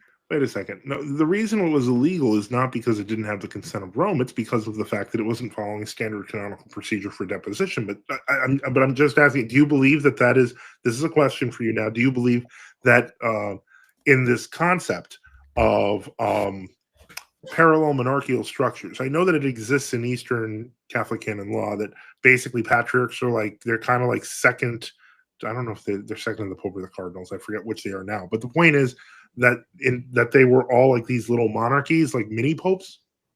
In their own jurisdictions, yes, but not like mini popes of like the universal church. I just see bishops as way more equal than that, so I'm just curious. Okay. All right, that concludes the cross-examination. Thank you guys for that well-rounded cross-examination. Very, very, very in-depth, and we do all appreciate that. And so now what we're going to do, we're going to transition to our closing statements, which will be 5-minute closings for each party. Everyone in the live chat, if you have yet to do so, get your question in, because there'll be a 20-minute question Q&A after the debate has expired. And so obviously super chats as well get priority. So if you're super chatting, I appreciate that. You will get priority with the question. So with that said, a 5-minute closing. And let me make sure I get the time right here. And yep, you're ready to go. So it's your 5-minute closing, and Elijah, I'll start your time as soon as you begin to speak. All right, let me get my timer up. Sorry about that. All right, so thank you so much, Father, for doing the debate. Thank you, Marlon, for moderating the debate. I think it was a good debate. And as far as my closing goes, I just want to summarize what the debate was. In the beginning, my presentation, I showed why the papacy is necessary, and in my opinion, and I think I hope the audience watching would agree. Obviously, that's what I'm trying to build a case for, is that the fathers taught that the Bishop of Rome's office is a divinely instituted one. They're not saying this in a broad manner, in a general manner, to say it's for the whole church that Christ instituted divinely. Obviously, that's true. Christ started the church. But in a unique sense, that Christ instituted the papacy in a unique sense. And that uniqueness makes all the difference. Okay, so we have to be true to what the fathers are saying. And I think I am being true because I'm reading what they're saying. And if you have to say, oh, well, this father at that time said this because of XYZ, well, they're no longer useful to us if we're going to have to kind of explain them away. The fathers are not there for us to explain away. The fathers are there for us to learn from. And if they say that Rome is instituted by Christ because of Matthew 16, because of the passages, the Petrine passages in the Gospel of John, feed my sheep, tend my lamb, because of the Luke passage of I have prayed for you so that that your faith may strengthen your brethren. I've prayed for you. Those passages over and over and over, from what I read from the fathers, from both West and East, apply those passages are applied to the Bishop of Rome, to the See of Rome, to the Pope himself. They're not applied in a general manner, right? The one thing I want to talk about real fast is the Saint Optatus example. And this is the logic of the fathers, especially in the West, where they say a head was chosen so that divisions may not arise, right? And Father said that he's only using Rome as an example. But if he's only using Rome as an example, that would obliterate his very logic. Because if Rome is not the only chair, the single chair, where the Bishop of Rome sits as a head to the members, as a head to the church, and you have multiple heads. So basically, what Father was saying is that every bishop is that Peter. If every bishop is that Peter, then that quote would make absolutely no sense. Where he says, "You cannot then deny that you do know that upon Peter, first in the city of Rome, was bestowed the episcopal cathedra, on which sat Peter, the head of all the apostles." So notice he's saying Rome, and he's saying Peter, and he's saying the head of the apostles. For which reason he was called Cephas, that in this one cathedra, unity should be preserved by all. He didn't say unity should be preserved by the regions that he has jurisdiction over, like the Bishop of Rome, or his direct jurisdiction over the West, right? That's his patriarchate. He says by all, lest the other apostles might claim each for himself separate cathedrals. So he's painting a picture. You have 12 apostles, right? And he's saying there's one of the apostles, Peter, was made head so that divisions may not arise. Okay? All right, 1 minute. Thank you. So that he who should set up a second cathedra against the unique cathedra would already be a schismatic and a sinner. If we're interpreting this as this chair belonging to everybody, well, he doesn't think this chair belongs to even all the apostles. He thinks that chair belongs to Peter as the head of the apostles. And sure, you can say that all the other bishops are some way, shape, or form a Peter, because they have authority over their diocese. At the end of the day, he is singling out Peter, not for the reason of saying this applies to everyone. He's singling it out of Peter and is saying this applies to Rome alone. And so if the logic here is, if you have this single headship and there's a split in the church, you look to this headship to see where the church is, and wherever this chair sides with, that's where the true church is. And that's it for me. Thank you so much. All right, thank you for that closing. All right, Father Joseph, I'll bring you back in. Okay. And you now have 5 minutes for your closing. I just need a second. Give me 1 second, please. I'm losing my stuff here. Images. Right. Okay.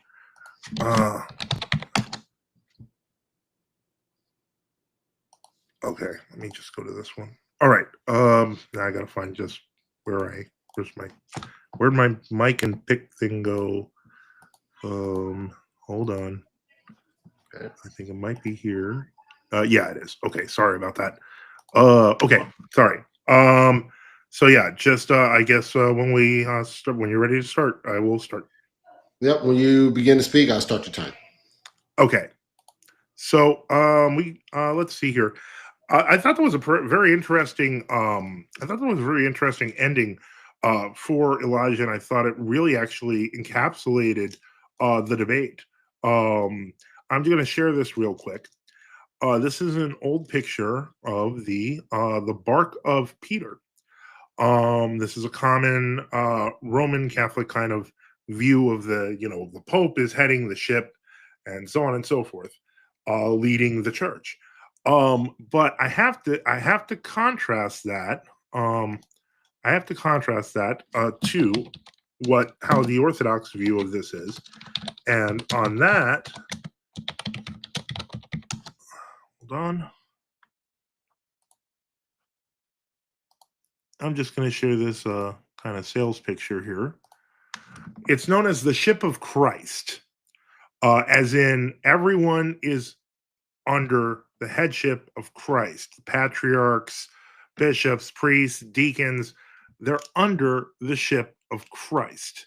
And I can't not point that out because it is absolutely central to this debate.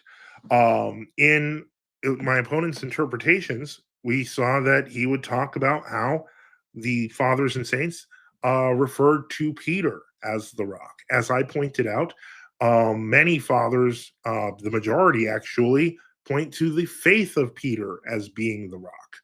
The point is, Christ is the head of the ship. He is the head of the church. And so, we're his body. So these are fundamentally different understandings of what we mean by the headship of the church. It's not me that was saying every bishop was Peter, as Elijah said. It was actually the text used to consecrate bishops in the West before the 11th century. They were given the responsibility of Peter. That's in the text. That I didn't make that up.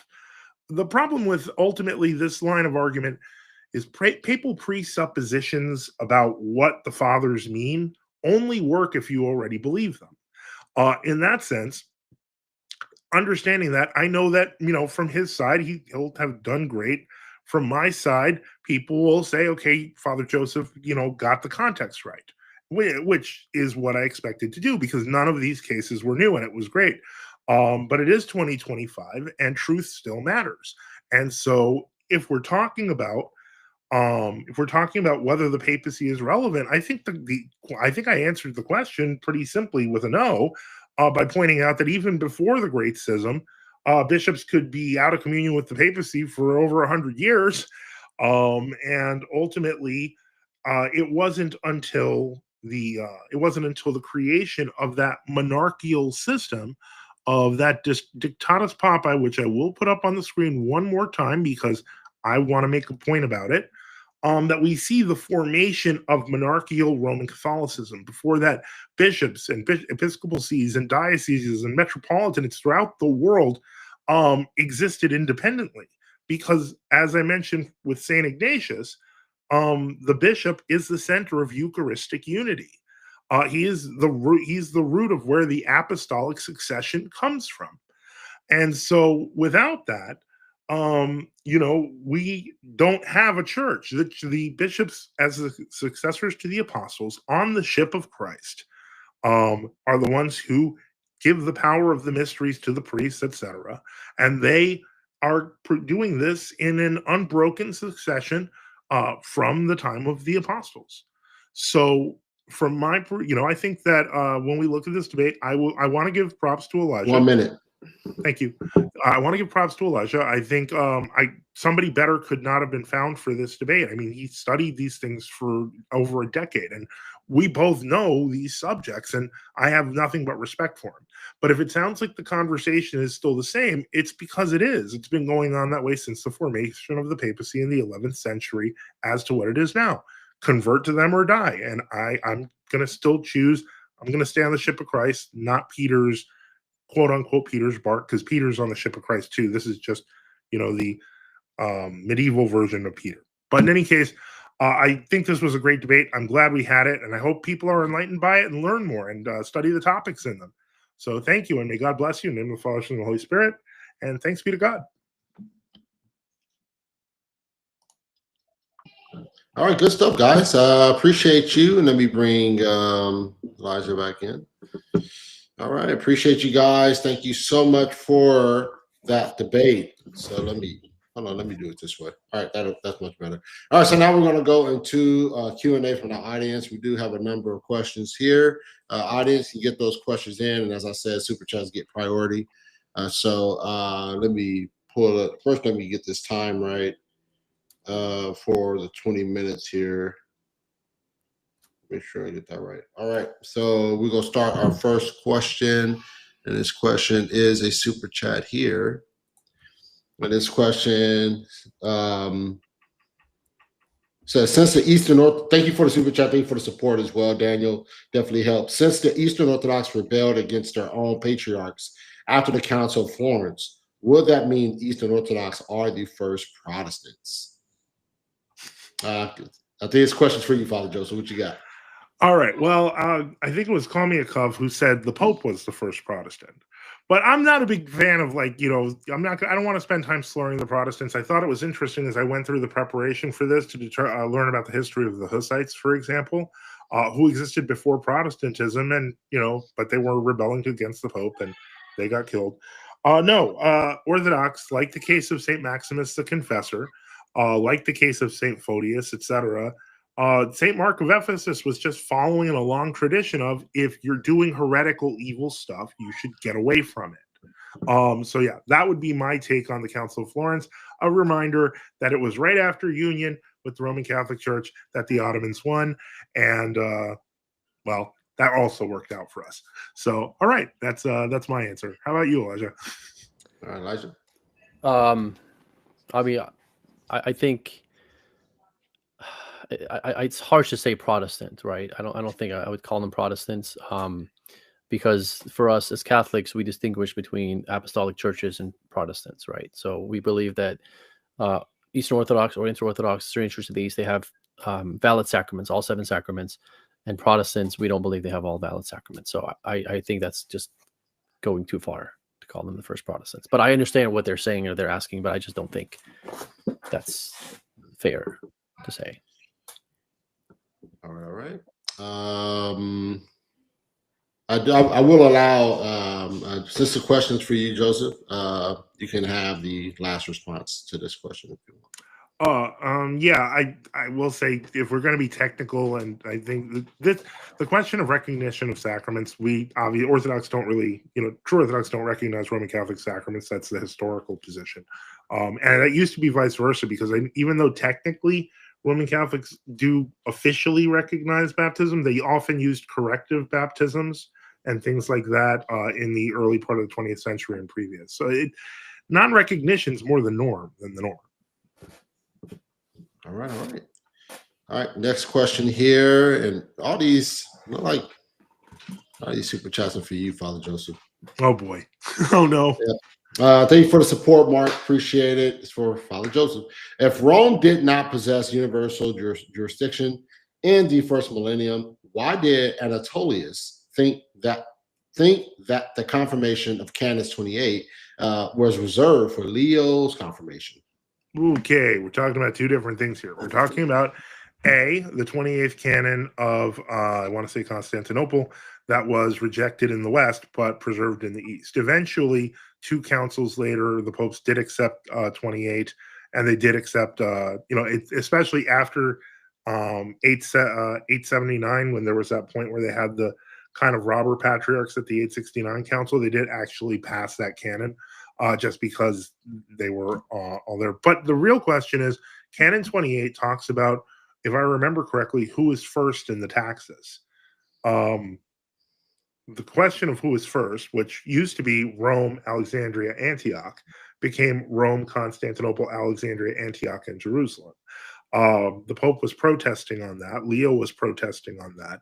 None of it had to do with universal jurisdiction. It had to do with who ranked higher in the taxes. All right. Mr. Elijah? Well, I think they clearly believe that Leo had the authority to annul, or else they wouldn't have written to him asking him whether this can be accepted or not. So, yeah, I mean, we can do a whole show on this. So I'll just leave it there. All right, Father Joseph, any final word? I think that answers the question of, it didn't have anything to do with universal jurisdiction. Even if the argument one could make canonically is that Rome had universal appellate jurisdiction, but that's a specific type of jurisdiction that means that it's in case there isn't a higher authority to deal with it, then Rome can intervene at that point. I think everyone agrees on that historically. All right. And once again, this is for question for you, Father Joseph, super chat. Oof. Thank you so much, Alexander, for the question. Father Joseph, why appeal to Christendom? Am I saying that right? Chrysostom. Yeah, Chrysostom, when his exegesis on Matthew 17 refutes you. The holy half shekel in Matthew 17 shows he was a papist. Matthew 17, 20, 26. Okay. I don't even know how you get there. Like, let me just go to Matthew 17:20-26 to see what he's saying, because I'm completely confused. I'm sure I've read it. I just don't know how it says he's a papist. Well, I Is think it he's saying, he's talking about the commentary on Matthew yeah, 17? he's the commentary from Chrysostom is what he's saying, not Matthew 17 itself. The Okay, exegesis. well, I didn't address that because I was talking about Matthew 16:18. If you'd like, I can try to find it, and I can take a look, but I don't think it's going to convince me that he's a papist. Certainly, I think you're probably wrong on that anyway. But yeah, so that would be my answer. All right, Mr. Elijah. So I haven't read that, so I can't really comment on what I haven't read. Okay, fair enough. Fair enough. All right, Father Joseph. Anything else? Or No. I feel like I'm getting the next question probably. So. All right, no problem. No problem. And we'll make this question for Elijah. Elijah's sitting there too comfortable. He got to get pressed out too. He got to get pressed. So this question's for whoever. Thank you so much for the support. Appreciate it. Why would Augustine and all the African Episcopal, colleges? Yeah, probably Episcopal colleges or it could colleges. The colleges will seek the Pope in order to condemn Pelagianism. So that was actually a question for Father. Well, it says question for whoever wants to ask. Yeah, he said whoever wants to ask. I was like, all right. Okay. Well, let me rephrase. That was a question I had for Father in my cross examination. I didn't get to, so I'm glad whoever this is asked it. So, the answer to that would simply be obviously St. Augustine is referring to Rome because they are still the eldest patriarchate. They're still the center of the empire, and they want it to be made known all over the world that Pelagianism's bad.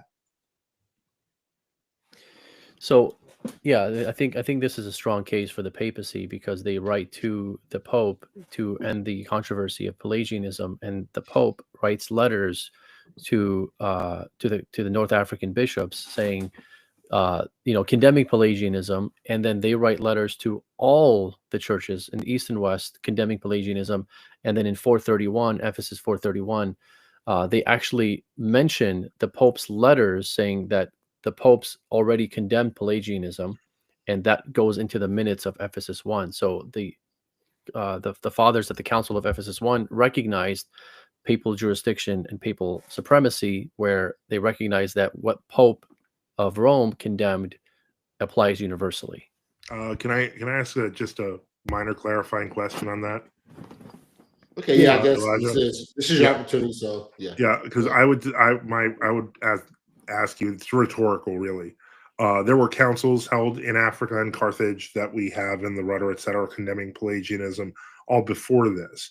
So they didn't need the Pope to stop Pelagianism. They did already, but they wanted to make sure that everybody knew it, which is where the Pope, as the center of unity at the time, would be useful. So the need for his help was to spread the destruction of that heresy because it was causing so much damage. And so they wanted to stomp it out. That's why they went to the Pope. It seems pretty self-evident. All right. Elijah, any final words? Well, I disagree. I think they couldn't stop it, and that's why they went to Rome to address it, saying, okay, just cut the head off the snake. So that's what I was saying. But they did the condemnations already. They weren't asking the Pope to do it. Right, but the reason why they went to the Pope is because they couldn't. It wasn't effective for them. Like, who are you, African bishops? You have no authority over us to say anything. So they go to Rome, who has higher authority than all of them, to settle the matter. I think they might have thought a little more highly of themselves than that, but okay. Yeah. All right. So moving on to the next question here. Thank you for the support, Daniel, once again, for the super chat. Have you read the canons of Sardica? Sardica, probably better. Sardica. Do you agree Photius was a heretic? Pope Nicholas was correct exposing for sitting on a already occupied chair? Okay, first off, Daniel, I'd like to say thank you for your repeated donations. Yes, I have read the canons of Sardica. They have nothing to do with Saint Photius. Saint Photius was not a heretic. He's a saint of the church. Pope Nicholas was not correct in trying to intervene in the situation between Saint Photius and Saint Ignatius. Hope that helps. All right. Mr. Elijah? So I mean, this is a topic that we can have a debate in and of itself. Yeah. So I mean, it's I'll just leave it there. All right. Any final words? No, I'm good. You're good. All right. So got a couple more questions here. And this question for Elijah here. Thank you, Nikki, for the question. Question for Elijah. In your debate with C.J. Cox, you said infallibility is seen in the phrase, the gates of hell shall not prevail. What does okay. All right. Casus mean according to the lexicons? I don't even know what that is, so maybe Father can help me here. I don't know what that is, but I would say that with the gates of hell not prevailing, it's not a question of infallibility, but indefectibility. Got to make sure you get that right. All right. Anything, Elijah? No, I wish I knew what that was. I'm assuming it's Greek. I don't speak Greek, so yeah, it's probably Greek. That's why I have a hard time pronouncing the Greek words. I'm like, it looks Greek. Wrecking my brain with some of the Greek words I'm struggling with. All right, moving on to the next question here. This question is for Elijah as well. Nikki, thank you for the question. Where in the New Testament does Jesus unambiguously, speaking of the patron office, please don't appeal to Matthew 16:18, since Jesus said, on this rock, not on you, Peter? Well, it doesn't matter what Elijah thinks. Like I said, I mean, I quoted the fathers of the church who interpreted Matthew 16 to mean the Bishop of Rome and the See of Rome. So if you don't like that answer, take it with the fathers. I don't know if this gentleman is a Protestant or not, but if he is, what I would say is we don't want to contrast the fathers of the church with the scriptures. You know, as Orthodox and as Christian and as Catholics, we don't look at it that way. We look at the interpretation of the fathers, or the interpretation of the scriptures from the fathers, versus the interpretation of the individual Protestant of the scriptures. And to me, I'm going to go with the fathers of the church, especially when they're unanimous in this. So they unanimously teach that the Matthew 16 applies to the Bishop of Rome, as I've shown in the passages that I read from the fathers. So that's more authoritative to me. Again, that's the scriptures. I'm not saying the scriptures are not important. The fathers are. I'm looking at the scriptures through the lens of the fathers, right, rather than through the lens of this Protestant or whoever this person is. I'm not sure what he is, but respectfully, I say that I'm not trying to be disrespectful to him. Okay. Yep. Go ahead. Okay. No problem. I was going to say this. You're right in the sense that there is no patrine office that you see in the New Testament. However, this is interesting because he does assign Peter something. Obviously, he assigns him some kind of import. And this is why I've mentioned that St. Leo, for example, saw Rome, Alexandria, and Antioch as one see. You can even find that in the liturgical calendar. It says chair of St. Peter at Antioch, and it says chains of St. Peter in Rome. And it says, I think there's something with St. Peter and Alexandria related to sending John Mark.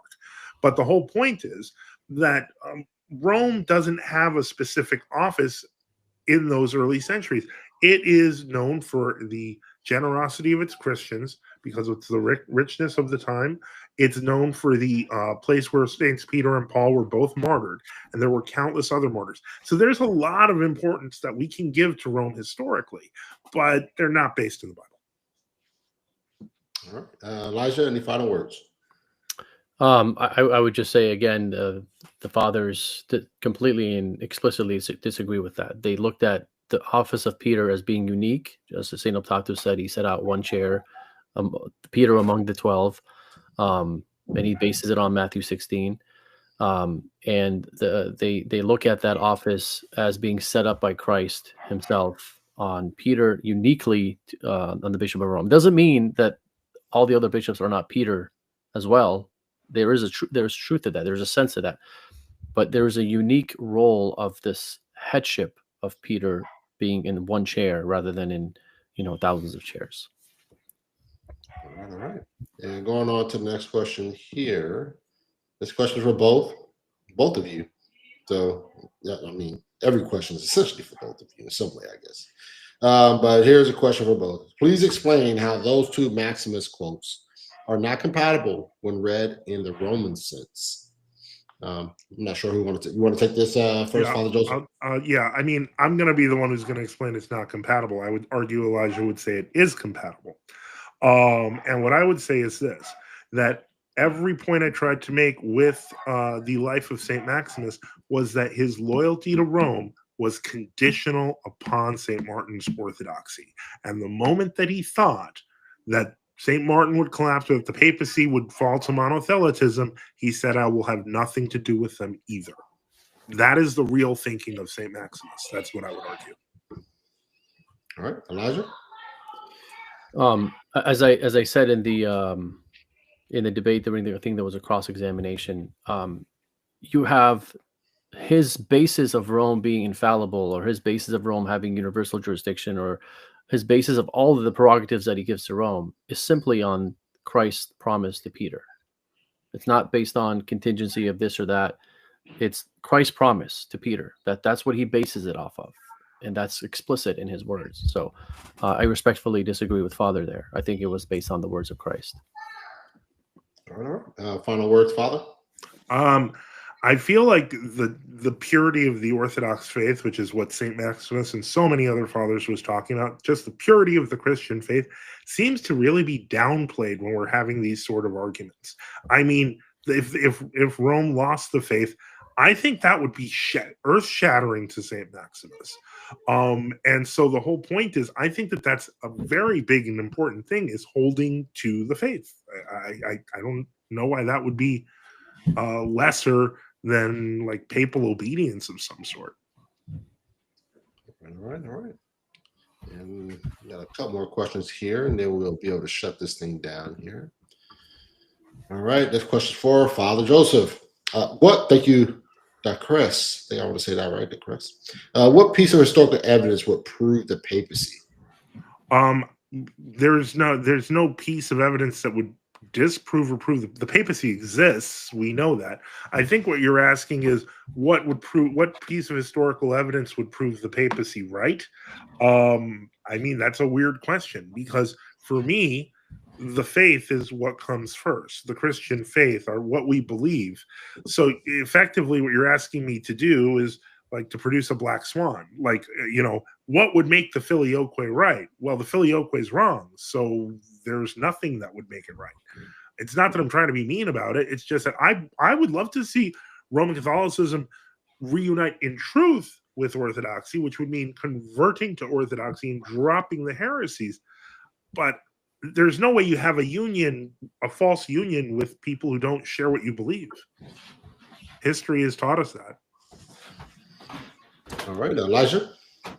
Well, I would say that that's actually one of the questions I had on the cross-examination as well. I didn't get to, but I think it's a good question, because like if we're being asked to prove the papacy, I think the other side has to give us what would constitute as evidence. That's what the question is. So I think it's a fair question.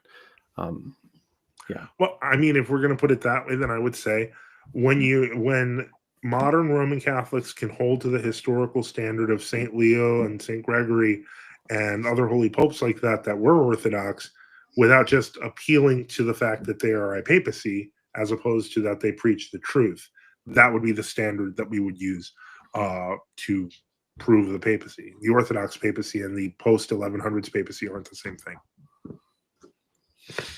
All right. Let me see here. We have a super chat here. Thank you, Orthodox traditionalists. Appreciate the question. This is for Father Joseph. For he that has built his church upon Peter's confession, Saint John Chrysostom. Yep. This was my point throughout the debate, that the rock is Peter's faith. It's his confession of faith. It's not him personally. All right, Elijah?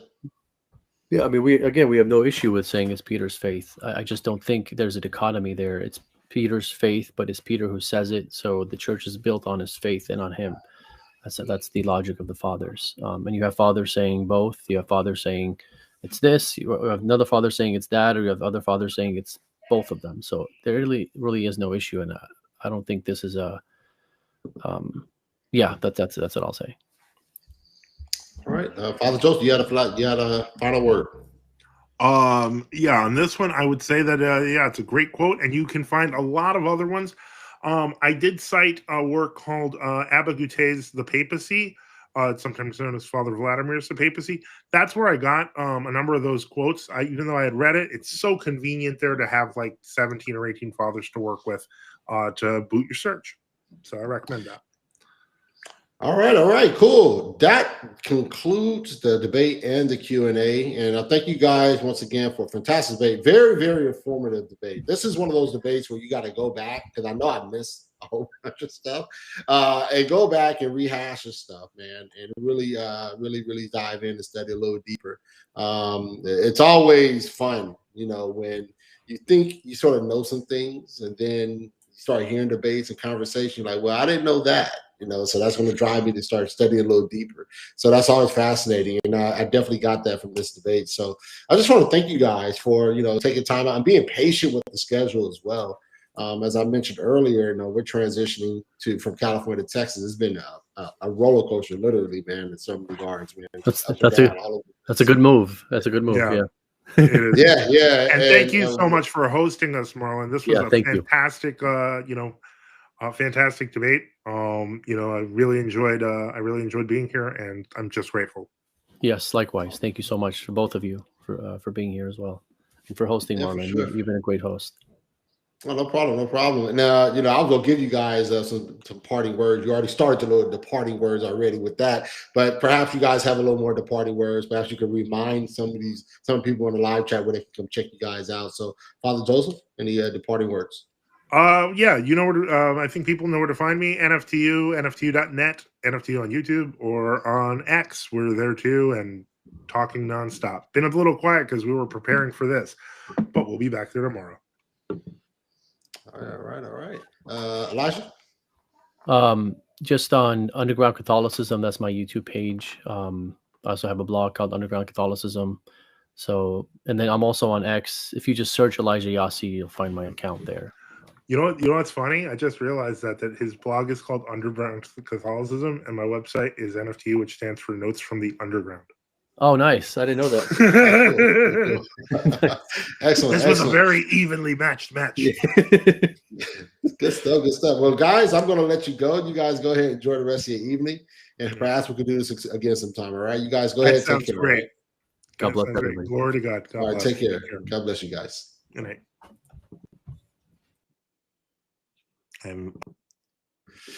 All right, guys, another fantastic debate in the books, man. And this was fun, right? And I hope you guys was paying attention, man. I was paying attention, and obviously I'm blown away at the ability of you guys, man. I mean, that goes for a lot of debates too, man. I'm just totally blown away at the debating prowess of a lot of these guys who jump on the scene, and they're able to just get down with it. Debating is one of those things where even if you feel uncomfortable, even if you feel like you don't have the skill set, you'll be surprised how much of a skill set you actually have when you're actually engaging, right? Father Joseph mentioned earlier before he started the conversation, he said that the formal debate thing is not really his thing, right? That's not his thing. But as you can see, he actually engaged very well. Right. I think a part of it is just being well-rounded, having the knowledge to argue the points. And I think that in and of itself will help you become a very good debater and apologist in your area of study. And so with that, I really enjoyed the debate, and I hope that you guys enjoyed it as well. It was fun, very educational. And a lot of times, even as you know, I'm a Protestant. And so Roman Catholic and the Eastern Orthodox, I'm hearing them debate, and I'm like, oh man, I'm hearing Protestants mentioned, I'm like, grinning a little bit. But I think it's great to be able to sort of hold that, restrain your emotions, restrain the things that they say sometimes, and not get so riled up and being offended or anything like that. Because a lot of times with these debates, a lot of times we have to understand each other. right? So I'm a Protestant. Obviously, I disagree with Roman Catholicism. I disagree with Eastern Orthodox. But there are things that I can glean from by inviting two opposing views on from mine, right?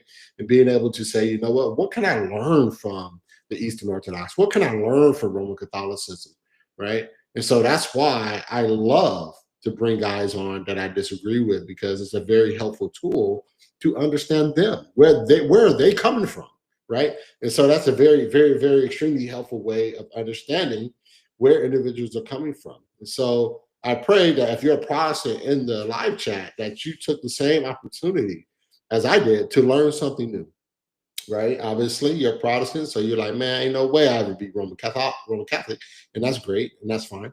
But at the end of the day, at the very least, you learn something, right? You learn something just as I have. And so, all that said, I pray that you hit that like button before you leave the Gospel Truth. Also, thank you for everyone who super chatted here, and you guys don't understand how helpful that is. As you guys know, we are preparing for a conference next year, February 2026, TGT First Debate Conference. And so we're preparing for that. So every amount of money, whether it's $1 or $100, don't matter, whatever it is just going to help the efforts monetarily to get this conference to the end, right? To see it all the way through.